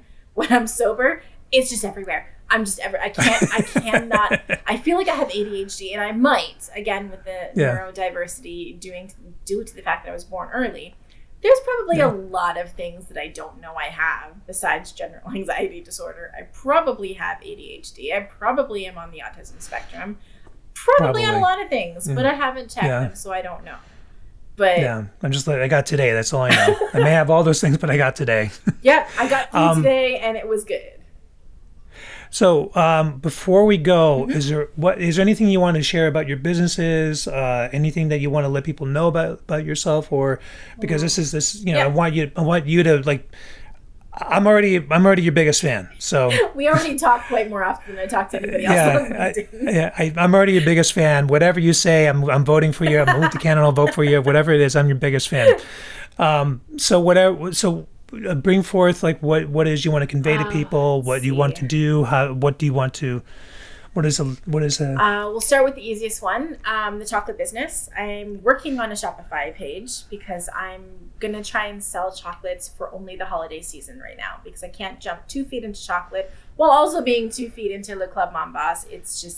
It's too much, especially being a solopreneur for both businesses. So I'm only coming out of hiding for holidays, but right now for Christmas, I'm selling advent calendars with solid chocolates, so 25 solid chocolates in different flavors. Jewelry boxes made out of chocolate. This was something I saw on Etsy, and I was super interested. And I'm still trying to collaborate with local jewelry companies so that you can go onto their site, pick a piece of jewelry for your significant other, friend, whomever you're going to pick it for. Go to my site, pick a jewelry box, and the two of us will collaborate to make the custom jewelry inside a custom. It's not really a custom jewelry box, but you can decide what design you would like on it based on what I have, or if you want to add a flavor. So instead of just having a dark chocolate box, maybe you have a cherry flavored dark chocolate box, because you're going to actually eat it. I mean, it's not a real jewelry box, it's chocolate, so you're going to want to eat it. I also have my Star Wars line, which is minimal at the moment because I don't want to overdo it, but I do have my favorite one. I call it Death Star Surprise. It's like a silicone mold, like for making, say, a really big ice cube, but it's for the Death Star. So I fill one half with chocolate and fill the other half with chocolate. And then I make sure that it's like hollowed out. When those both come out, you can put a chocolate inside, melt the two parts together, and you've got a Death Star, which is like a Kinder Surprise because there's a chocolate inside of it. So it's totally one of my favorite things I came up with. It's not perfected. None of my chocolates are perfected because I only had craft fairs to go on, and people at craft fairs don't really like to spend a lot of money. They like free, but they don't really like to buy all the things, especially not at cost that it costs to actually make it worth traveling to the craft fair. Yeah. Let's see. And I have chocolate bars, which are something that was new when I was doing craft fairs, but is now kind of old hat because everybody likes them. I'm trying a new flavor out, which I haven't done yet, so I have no pictures, of salted caramel. And I already do a filled bonbon with salted caramel that's liquid, but I kind of want to make almost like peanut brittle, where it's a sheet of caramel that hardens, and you break up the pieces and put it in the chocolate with some pink Himalayan salt, so that it's different. It's crunchy, but smooth and salty. In my head, it makes sense, but I haven't made it yet. This is the one thing about being an entrepreneur and a chocolate shop owner. There are things in my head that I really desperately want to make, and I don't know how to make it yet. And I don't know if the taste, like, I want to make a lychee chocolate, but lychee is so subtle that I really don't know what to mix it with. I don't know if it's going to be a ganache or a caramel or a nougat or something, because I have no idea what's going to make the taste come out. So I haven't, but it's in my head. I have lots of ideas. So the chocolate business is the fastest one, because Shopify shop, when it gets up and going, order from there. I will ship it out. It will be all great. So there's that. Are you a Star Wars fan? I am not a huge. My twin is the biggest Star Wars fan, to the point where I basically would buy her a waffle maker that would make a Death Star. Like, she's obsessed. I'm for it. My husband and I are still trying to watch The Mandalorian, because with children, even Netflix date nights are challenging. It's always that night that one of them is sick, and every 20 minutes they're crying. That's always the case when we sit down to watch it. And we're not caught up with we're not caught up with Marvel or Star Wars or anything. Like, we are so years. We've got so much to go on. But yes. Whatever you do, you gotta make room for me. For me, out of all the Marvel films that were shown this year, for me, Black Widow was my favorite. I haven't even seen it yet. Yeah, that was my favorite. I really, the performances were insane. It was nuts. I think I might have to watch all of them subtle. myself. I think it's not going to be, by the time we get a date night for it, it's going to be years. So I might have to watch all of them alone. Oh yeah, then I would say Shang-Chi. Shang-Chi was really. Yeah, that was really good. I was very surprised. Good to know. Yeah. I think that one is one I can get my husband into. But yes, so the other business, because I only have 2 at the moment, is Le Club Mombas, so my directory for mom-owned businesses. Right now it's small businesses and medium businesses. At some point I would like it to be large, but I feel like large businesses don't need my help. Right now, the ones that are just trying to get into the market are the ones that need my help. What I want everybody to know is I'm still looking for 100 businesses. I have about 35. I'm still looking for 100 as our founding 100 businesses. So if anybody is interested. Only in Canada or right the now, States? Only in Canada. If we happen to get the funding and the exposure to move faster, I would like to open it globally. But right now, because we're playing off of a shop local, buy local kind of thing, and because of Trump, Canada pulled way back, and we're trying to say, oh, we're not affiliated with them. We're a little happy, nice Canadians, where everybody likes to call us nice people, and that we're always friendly, and we always, to the point that actually happens. I am the first person on this block since we moved in to talk to my neighbors. I bring them banana bread. I bring them chocolates. I actually go and get to know my neighbors, because I'm like, if something ever happens to my kids, I want somebody to be able to watch my house for a second and go, yeah, we saw something sketchy happening. Like, what's going on? I don't want someone to go, well, I don't know what's going on over there, or I don't care. I want my neighbors to know me in case something ever happens. If I ever pass out in a snowdrift somewhere, I want someone to go, wait, she lives over there. We should probably do something, rather than just not. Yeah. So apparently I'm the first one to go up and down the block and make friends with my neighbors. Apparently nobody else has ever done that. I don't think it's that abnormal. I feel like it's normal. I've lived in apartment buildings for so long that you're kind of used to the people who live around you, at least on your floor. I feel like that's the same thing in a neighborhood. Yeah. Apparently. As it should be. It should be. Apparently it's not, but I'm going to do that. Right. But right now we're just doing Canada because I am doing this alone. I don't have a partner. I don't have anyone to delegate to. I do everything. I do the LinkedIn marketing. I go onto social media. I create the ads. I do customer acquisition. I'm still working on customer. Like, I've got B2B, no problem. Businesses get where I'm coming from. Why to convince someone else to come onto my site and buy from the women listed on my site is a completely different brand voice, which I'm still learning to do, because I don't really know why. Like, people say, why you instead of Google? Well, Google, if you Google mom-owned businesses in Canada, you're not going to find as many as you're looking for. So, Google, you're going to go 16 pages before you find anything. I want to be like number 1 page or number 2 page. But I also want people to know that there's a community, because on my page, it's different. It's not just listing a business and saying, they have a hairdressing business, go to them. My VIP package allows an About Me page, in which I do an interview like this with someone, and I get to know her home life, her reason for starting the business. Maybe the name is significant. I know that my brand colors are extremely significant to me. When I meditate and I face the sun, behind my eyelids, I see orange, pink, and purple. which is why my brand colors are orange, pink, and purple, because it was so significant to me, and the idea came through meditation. So it seemed like fate. So I went with that. Some people have these stories. Some people have a good reason why their business name is their business name, or why they do what they do. I love to hear it. And my favorite question to ask people, which is the best, is if you got rich from your business or any other way, you won the lottery, somebody sent you money, something, what would you do? The answers vary. Most of them are all get out of debt, because pretty much we're all in debt. But some of them, we've had a woman from Be Baby Co. who wants to open up an organization in Haiti for teenage mothers to not only teach them how to be mothers, because that's not something that's easily taught, but how to cultivate an actual skill. So when they stop being in that fourth trimester, they can actually go out and do something that they have a skill for that can actually translate into a career. I was like, what a noble idea for money. Like, get yourself out of debt and then open something that helps somebody else without asking for anything in return, because it would be a nonprofit. There are so many great ideas. Women have the best community ideas of what they want to do. There's always something involved of helping someone else. I don't notice that with men. I mean, I do hear from women things like, I want, like, let's travel, because I would like to have one trip a year with my children where we take an airplane. I don't care if we go to Mexico or Cuba or France. I want to take an airplane with my kids once a year and go to something, because I never got to. My childhood was camping. If it was free or very close to free, we did it. If it cost money, we never did. I didn't go on a single school field trip, ever. My husband was telling me about going to Mexico with his school, and I was like, we were never allowed. We never had the money to go on a school field trip. That's a goal for me.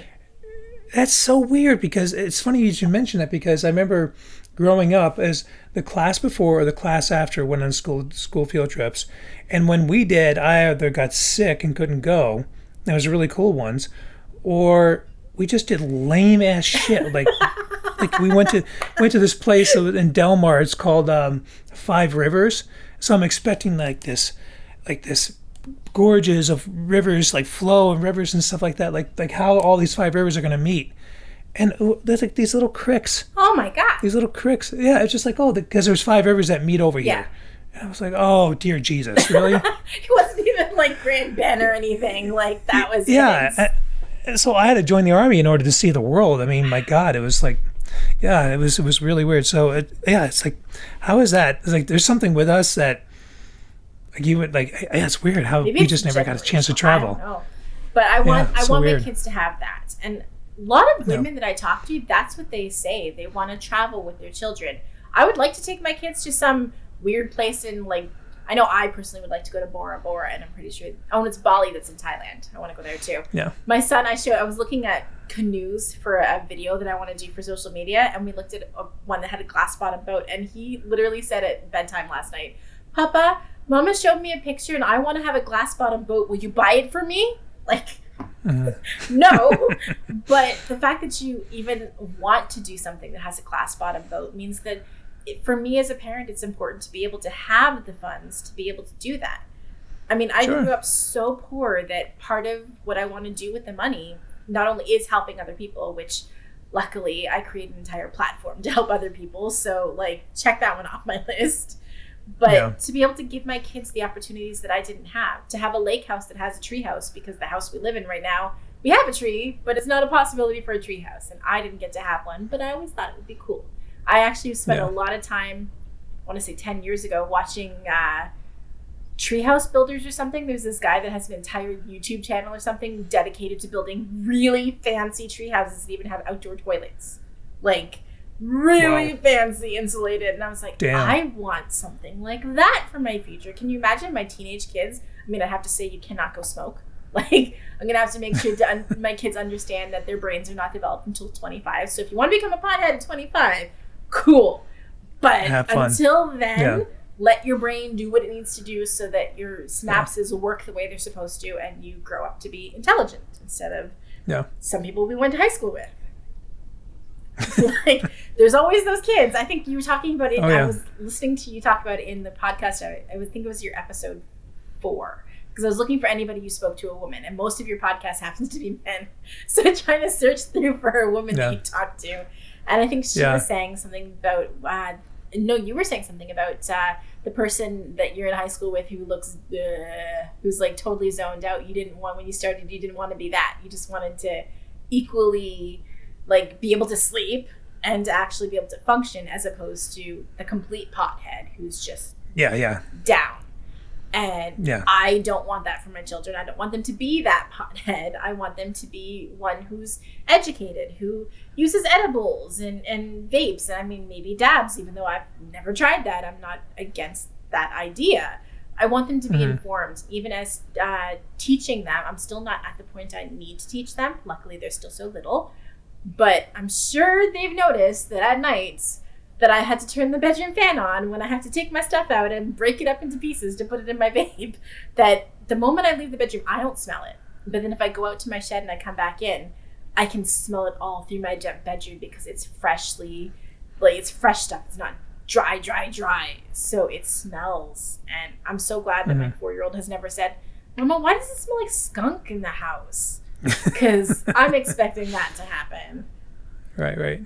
I mean, one day it's gonna, because you're gonna make a mistake, and we all do, and you're gonna like, what's that? And there's a conversation you need to have. But I'm okay with that, because as he sees me take my antidepressants every night at dinner time. He knows that I take medication to help so that I don't yell so much and I don't freak out. So it's just another avenue, and I'm sure it'll be really easy to spin, because it really is easy to spin.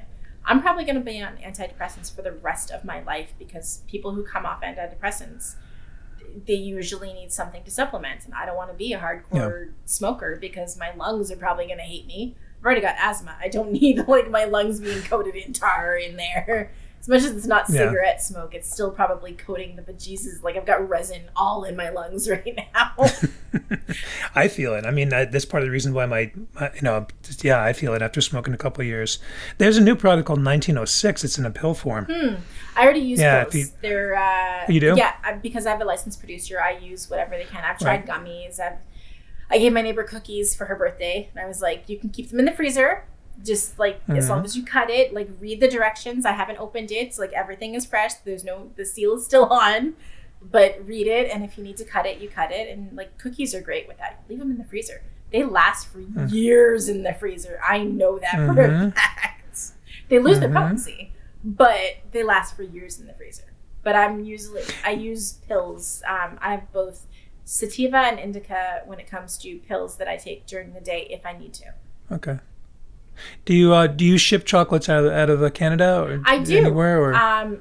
Okay. I am working on right now. Things are a little bit hazy with Canada Post and what they're willing to let me go through with. But luckily, when it comes to my Shopify store, it asks me what the product code is. There's some sort of thing for shipping, and luckily, chocolate is actually in there. They have, chocolate that is used if you're buying in a brick form, so it still has to be broken down, or chocolate that's considered a confectionery, which mine is because it's already in the form to eat. Cannabis, if I chose to ship a cannabis chocolate bar, I would have to A, get a smell-proof bag, just to be certain, and B, not label that it has cannabis. But it would be nice to not accidentally, go to jail for this. So it'd be really great if I could actually get a license to do it. Because right now I just experiment. I've sent chocolates to everybody last Christmas because I was experimenting and said, hey, you want a chocolate bar? Let me send you a chocolate bar. Give me your address. And I just sent it on my dime. I do it a lot, actually. It probably explains why my business never made any money. I really do like to give chocolate out. I'm a try it and you'll buy it kind of person. Costco should be a good example of why that doesn't work, because you try all sorts of things at Costco, but you don't buy everything you eat. Nope. But I still feel like if somebody tries my chocolate and really, really likes it, that they might be willing to order it. So I kind of stick with that. I am of the old adage of meet the person, find out who is making the food for you, and you'll find that then that the quality's there, because I've been in places where you can see the chef checked out a long time ago. Yeah. And you can taste in the food. So I can't wait to taste your chocolates. I mean, that's going to be fantastic. I would love that. And say, I taste the chocolate. But actually, there was a woman on TikTok last year, and she was really sad because her daughter had just moved away to college. And her videos just always struck me. And I was like, you know what? Send me your address. And I just sent her a chocolate bar. Luckily, she was in Canada, so it didn't cost all that much. But she actually opened it on camera and she, talked about me. It didn't really uptick my sales at all. But it still makes me feel good to be able to give chocolate to somebody and say, look, even if it just elevates your day just a little bit for that moment, that's okay. I love getting stuff in the mail. And if somebody sends me food in the mail, I'm even happier. Like I feel like everybody feels that way. I could be wrong, but I like to think that people just like getting chocolate in the mail. Oh, definitely. I mean, if they don't, hey, send this way. Here. You don't want it, I'll take it. I got a sweet tooth, man. It's like, it is as big as my head. People keep asking me, do I eat my own chocolate? No. And it's not because it doesn't taste good. It's because I'd rather make money off of it than actually eat it. There you go. I would rather keep it in the fridge and know that how long it lasts. Solid chocolate lasts almost forever. Filled chocolate, not so much. I learned my lesson with mango caramel that because it's caramel, it's got humidity and it can mold. So if you do not put it in the fridge when you first get it, within a week, you're going to have mold inside that chocolate shell. So when you go to bite into it, it's going to be caramel, but a layer of mold on top of that, and then the chocolate shell. And I'm like, okay, that makes things challenging. Ew. Yeah. It's never great. And having to explain to people, I don't put preservatives. I don't even know what preservatives to put in it to make it like, we did not learn that in school. They did not say, hey, by the way, if you want to actually own a chocolate shop, here are the preservatives you put in it so it can last on the shelf. They didn't teach us that. They taught us how to make things from fresh ingredients. So that's what I do. And I mean, that's maybe what makes me better than the other companies in Montreal, because I don't use preservatives and it is fresh, to the point where my banana peanut butter, I had to start with frozen banana like you do for banana bread, thinking that was going to work. Oh man, was I wrong. Frozen banana is so liquidy that it turned out to be a very easily moldable chocolate. Like within a week, if you don't eat it, it molds because there's so much humidity inside of it. Lesson learned. That was not great. So now we get fake banana and try and make it to make it work, which, oh man. At some point, my garage is going to turn into a test kitchen so I can actually test out how long it takes these things to mold before I actually sell it to anybody. I mean, you really are somebody who's had an experience in one life, could have perpetuated it. You didn't do it. You then took that and, yes, kids are being kids, but you are aware that you're not going to perpetuate that. And on top of that, you've bettered your life in a way that it's blown my mind. And on top of that, you want to give back to the women. You want to give back to those in the position that you saw yourself in. You thought, where can I wish somebody was here to help me doing through all this. And you turn it, like, you're amazing. I'm dead serious when I say this. I'm your number one fan. You should tell that to my husband. I do not get enough compliments from him, and I've had to tell him my love language is words of affirmation. So, honey, you look beautiful. He hasn't even told me yet that I look beautiful today. After all the time I spent in front of the makeup mirror trying to put on false eyelashes and everything, I was like, how do I look? Good. I'm like, are there not any adjectives in French? Do you not tell people that they look beautiful or otherwise in French? Does the languages not cross over? Like, I know we have adjectives. Beautiful, radiant, amazing, like stunning. Where are all those adjectives? I would like the adjectives. Please give them to me. So nothing. We have very different views. Yeah. Well, I mean, you are beautiful. You definitely are very beautiful. And but it's like, my God, it's what I think I need sunglasses, because it's just amazing. And you've got, I mean, in my family and my Puerto Rican family, it's the one thing is the biggest compliment we can give to somebody is you got a good heart.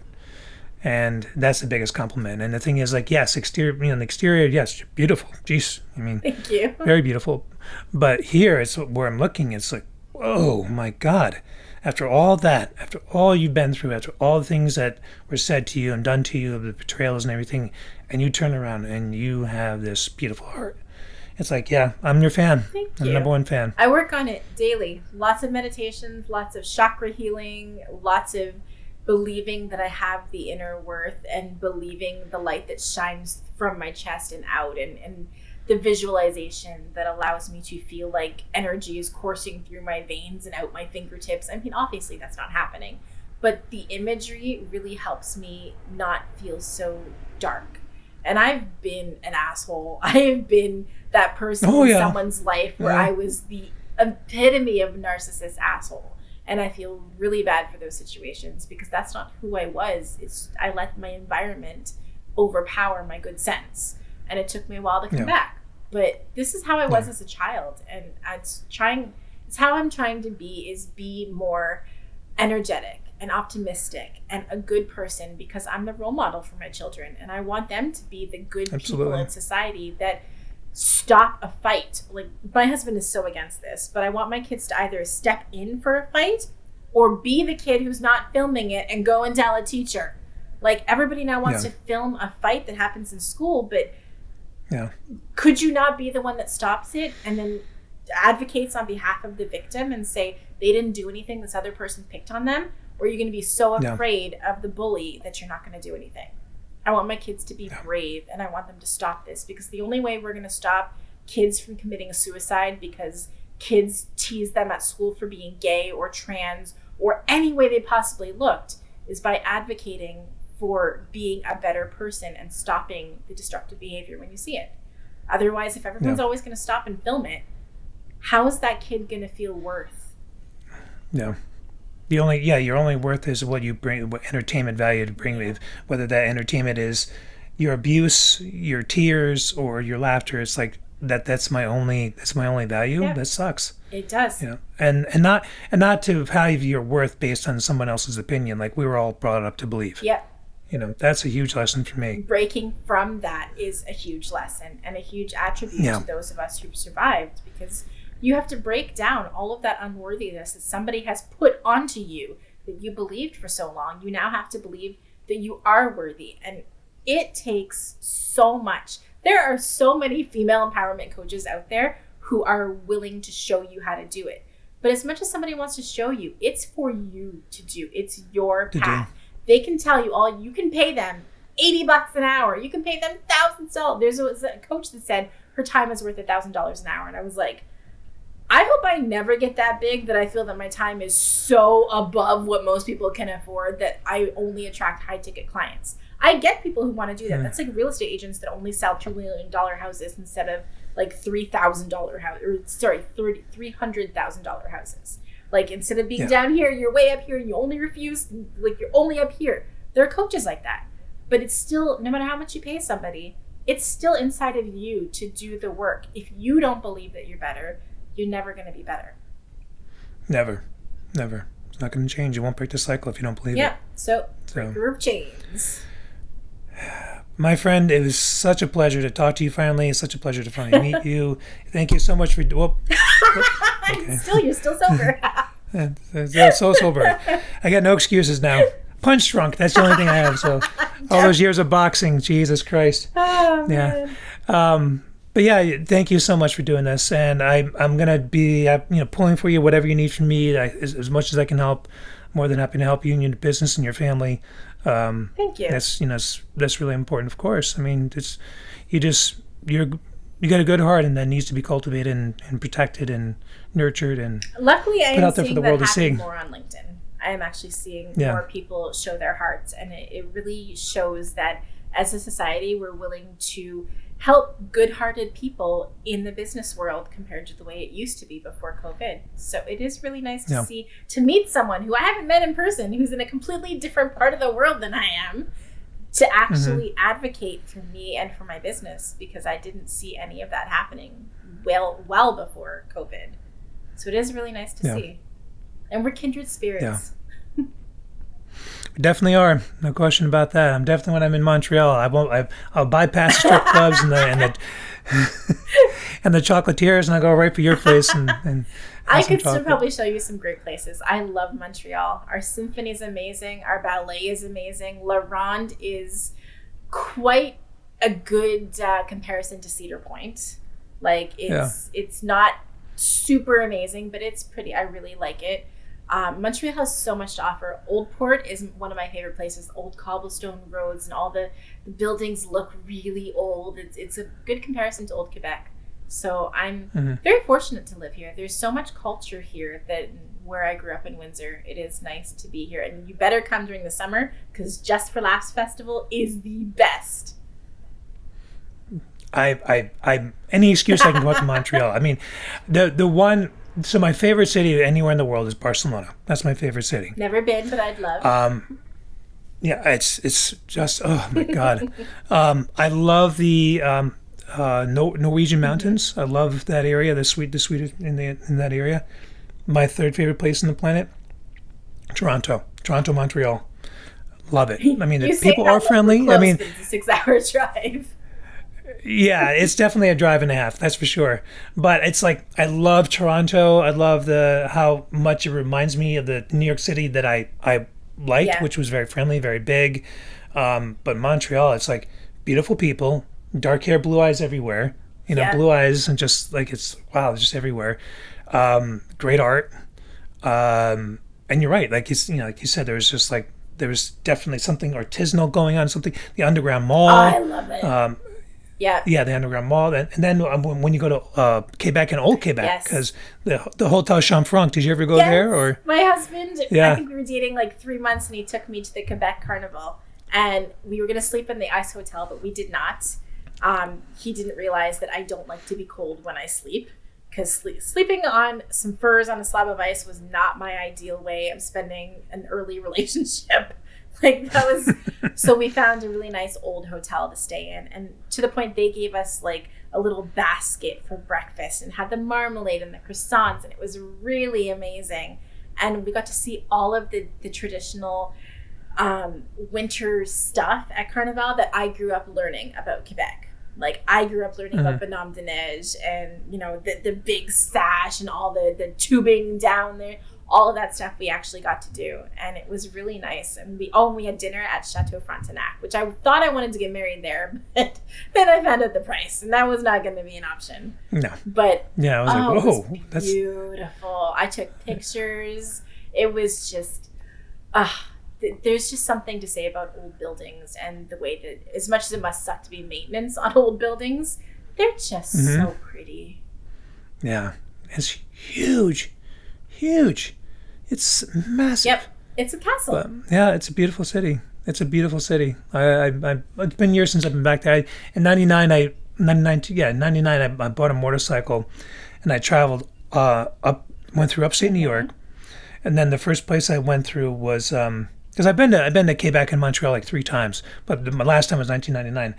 I went all the way up to Old Quebec, made my way through Quebec, Montreal, Toronto, all the way across Canada, then my way down Highway 1 through Washington and California, then up through Arizona, went through the Badlands, and then back to New York. Yeah, so it was amazing. But I had a great time in Canada. Yeah, we're a very friendly place to be, unless you find the random pockets of not so friendly people. I mean, here in Montreal, we've got a lot of francophones that really do believe that French should be the only language here, despite the fact that I believe in bilingualism. My boys are going to have a great life growing up bilingual. Their job prospects are just so much better than most people. And if they pick up a third language, even better for whatever they want to be. They could do business everywhere. So I'm super happy for that. But there's a lot of people that believe that it's French only, and small business owners are having a tough time because the language police really want to crack down on everything being French.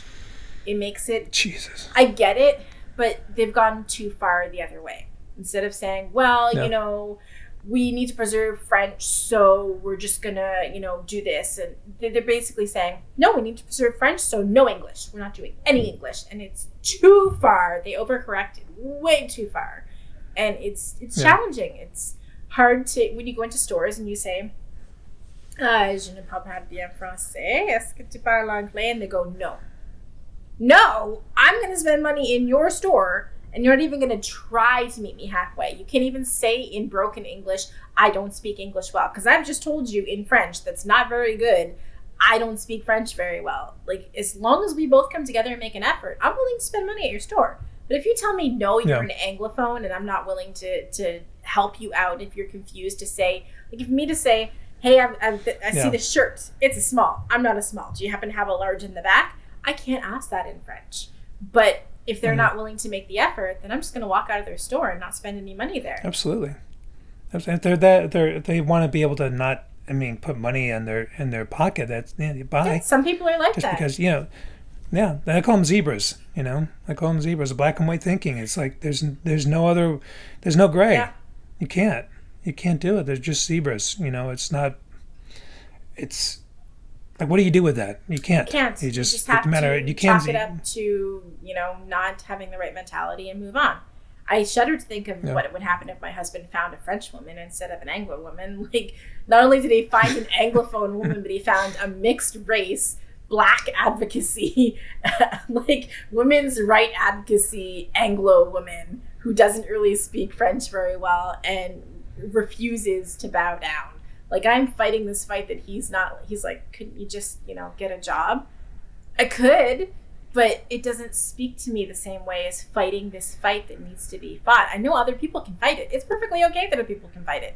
But to sit around and not be part of the change, and he's not one of those. He's lived in Quebec his entire life. He's a straight white male.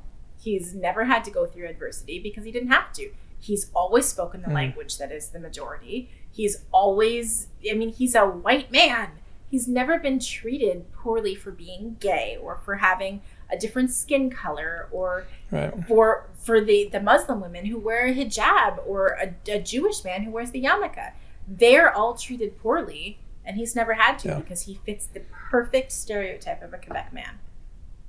No.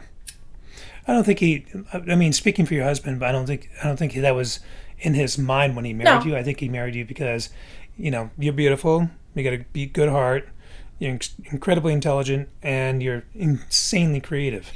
So I don't think he saw all of them until we had kids. The creative side of me came out more after the kids because, what do you do with children besides playing sports with them in the backyard?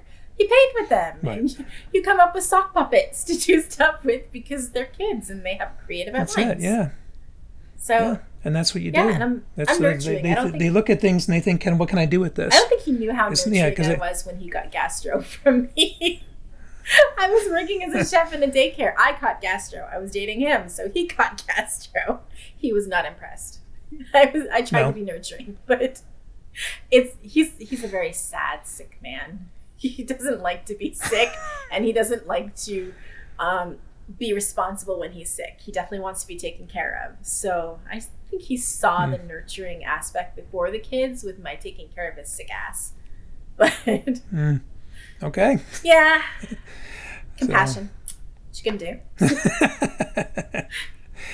Well, Sarah, it's been a pleasure. It really has been. You're very, very kind, very sweet, and I look forward to putting this up on YouTube, which and making you famous.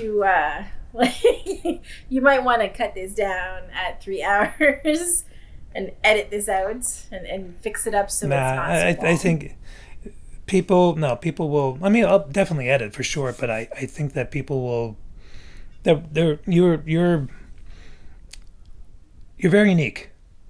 Good. You're very unique. That's after being an identical twin for so long. That is what I strive for. It's very hard to get out of the shell of being one of two. So when you become one of one, it's pretty amazing. And I work very hard on being my own individual person. Yeah, because the thing, unfortunately for me, I assume that everyone thinks I know what I'm talking about because when you deal with narcissists, like you don't have your own thoughts. Yeah. But no, when I say unique, I that is the highest compliment I can give somebody. Oh, thank because you. Because that is, everyone else tends to go towards the herd and does what the herd does, and you don't. You did your thing, and there's trials and errors along the way, but you're very unique, so people will see that. I don't think they're going to notice anything else. I think they're going to just notice you. You're quite unique. I hope so. That is the goal. I'm hoping that if I'm the face of the business, at least I can represent the business quite well and get my thoughts out intelligently. I actually prayed on that last night. It's so weird. I was vaping and like pacing back and forth on the back porch going, please let me sound intelligent tomorrow. Please let me come out and not botch this up and let it come out and sound like I know what I'm talking about and not trip over my tongue every chance I get. So I'm glad it came out. You didn't. Not at all. And in fact, you were great. Oh, and this is one of my better podcasts. Thank you. But I appreciate you doing this, taking time out of your day. And this is the highlight of my week. Actually, sorry. It's the second highlight because on Saturday I have a boudoir photo shoot. And I haven't done a photo shoot in a really long time. And my body confidence has just gone up. I don't know what it is this year, but I no longer look at my belly above my C-section scar and go, ugh, like, why can't my body be the way it was when I was 29? Well, because I'm not 29, I'm 40, and my body reflects that. And B, I created two humans inside my body. I still can't connect the same thing because I still look at myself the way I did in my 20s and judge my body based on what I see, not based on the accomplishments it could do. I created two human beings. They're very smart and very lovable. Even though they're pains in the asses, it's completely developmental. That's the normal part of the age. But they're good kids. And I grew that inside of my body. I should celebrate my body the way it is. And I have a hard time with it. So I choose boudoir shoots instead because nude, not nude, as long as I can look at it and go, wow, my body is really awesome for this age. I am so proud of my body.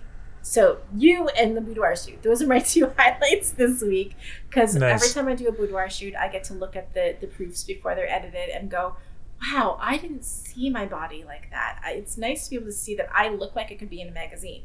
Even though I'm not, it's nice to be able to see my body in a way that I normally don't. I mean, when you get dressed and undressed, you barely look in the mirror. You're just like, oh, okay, there's nothing stuck to my body, and you're done.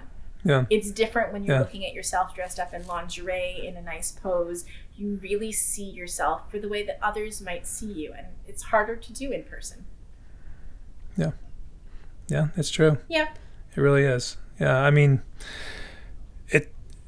no, it's like, why are we ashamed? Why? I mean, I'm not going to get into that, but like, why would but anyway. It's not just the woman. Oh, by the way, it's the narcissist thing because narcissists like to push you down. They like to tell you. My mother spent a long time telling me I had anthills for boobs.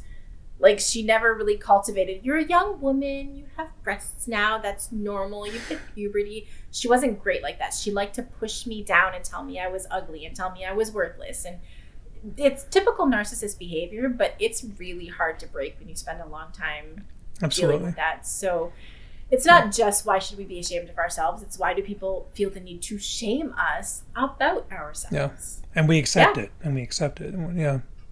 But I remember the composer. Oh, who was it? Danny Elfman. Yes, it was Danny Elfman. You're right. Yeah. Danny Elfman has a very specific sound for all of his compositions. They're very, you're like, oh, that sounds like him. And you look up and you're like, oh, it is. Also, Roger and Hammerstein. They have a very unique sound. It's very uplifting and like a jaunty tune. You really kind of want it, like you feel like you're on a horse or something. Like Roger and Hammerstein have a very, very happy kind of sound to them. I mean, compared to say, Bach or something else where it's all different instruments and you can almost see like when you watch the orchestra do Four Seasons, you can, with Vivaldi, you can almost see the wind move through as you watch the wind instruments and your saxophones. You watch everybody and you watch when the thunder comes in and you see that timpani in the back and you watch the guy go like this, you really hear and see the music all in one great experience. It's amazing. No. I agree with you. I agree. And unfortunately I gotta get out of here. Okay. But it's pretty much time for me to start dinner for the kids. So this was a good use of my time. Instead of having to edit a website, I actually got to talk, which is always nice. Yeah. Well, it's been a pleasure. I really do appreciate you doing this, and I'll be thinking about you in November and your travels down to Windsor and throughout the family and for chocolate and everything. So, but we'll be in touch. We'll keep in touch. We just got to discuss what you like. anything you made, I'm sure I'll love. I've got 5 flavors of almost everything. You need to pick a flavor that you would like to try. Yeah, sure, definitely. But I'm pulling for you, rooting for you. I'm a #1 fan, and so I'll be leaving you real quick. Give your website just in case people and any information. Of course, my website is www.leclair.com. clubmomboss.ca. Obviously chose the .ca since we're doing Canada. We want to make sure that it's very clear. My chocolate website is Les Chocolats. So chocolate in French is not spelled the same way. So it's CHOC. Oh, good God. Now my brain has to spell. Basically, chocolate, take the E out. Because for some reason in French, that E doesn't exist. And because you could Google Chickee's chocolates and it would come the same thing, but I'm not allowed to use that in Quebec because it's English. There is no apostrophe S allowed in any of our wording for businesses because that's clearly an English thing and not a French. So it has to be the items of this person instead of this person's items. It's a weird thing. So it's Les Chocolats de Chickee, the chocolates of Chickee. So Chickee's chocolates. Okay. .com. I own both .com and .ca intentionally because I was going to be so mad if I had .com and built my entire business on .com and somebody bought .ca and undermined me. I was going to be so mad. So I bought both domains. I was like, no, I need rights for both. I don't want to get screwed. So all you got to do is be prepared. That's it. Much. Cover your butt because that's it. I mean, that's really precaution. That's what you want to do is cover your ass. I built all this myself and spent a decade working on it, and then someone came in and swooped and took my market, I'd be so mad. And then I'd have to go through court proceedings, and I don't want to do any of that. I don't know. Ain't nobody got time for that. We're done with that. On Instagram, I am Le Club Momboss. So at Le Club Momboss. I'm also Chickee_Momboss because I am the Momboss and I am Chickee, so it works. Les Chocolats de Chickee also on Instagram. LinkedIn, Sarah Chickee, because I am me and it encompasses all of my stuff. And on TikTok, I'm also Chickee_Momboss. I don't use TikTok as much, but it was a good segue into Instagram Reels because anything that happens on TikTok will eventually trend over to Instagram Reels. So if you keep ahead of the trend on one, you'll be in the trend on the next. Well, plan ahead well. I have to. Plan ahead well. That's right. Well, it was a pleasure, Sarah. And my best to you and your family. And we'll be in touch. And I hope, so what I'm going to do is stop this, and then I'm going to explain what's going to happen in the future. So, anyway, thank you, Sarah. Thank you. Appreciate your time and everything. You're wonderful, and I want the whole world to see that. So, thank you very much, and until next time. And so it begins. Thank you so much.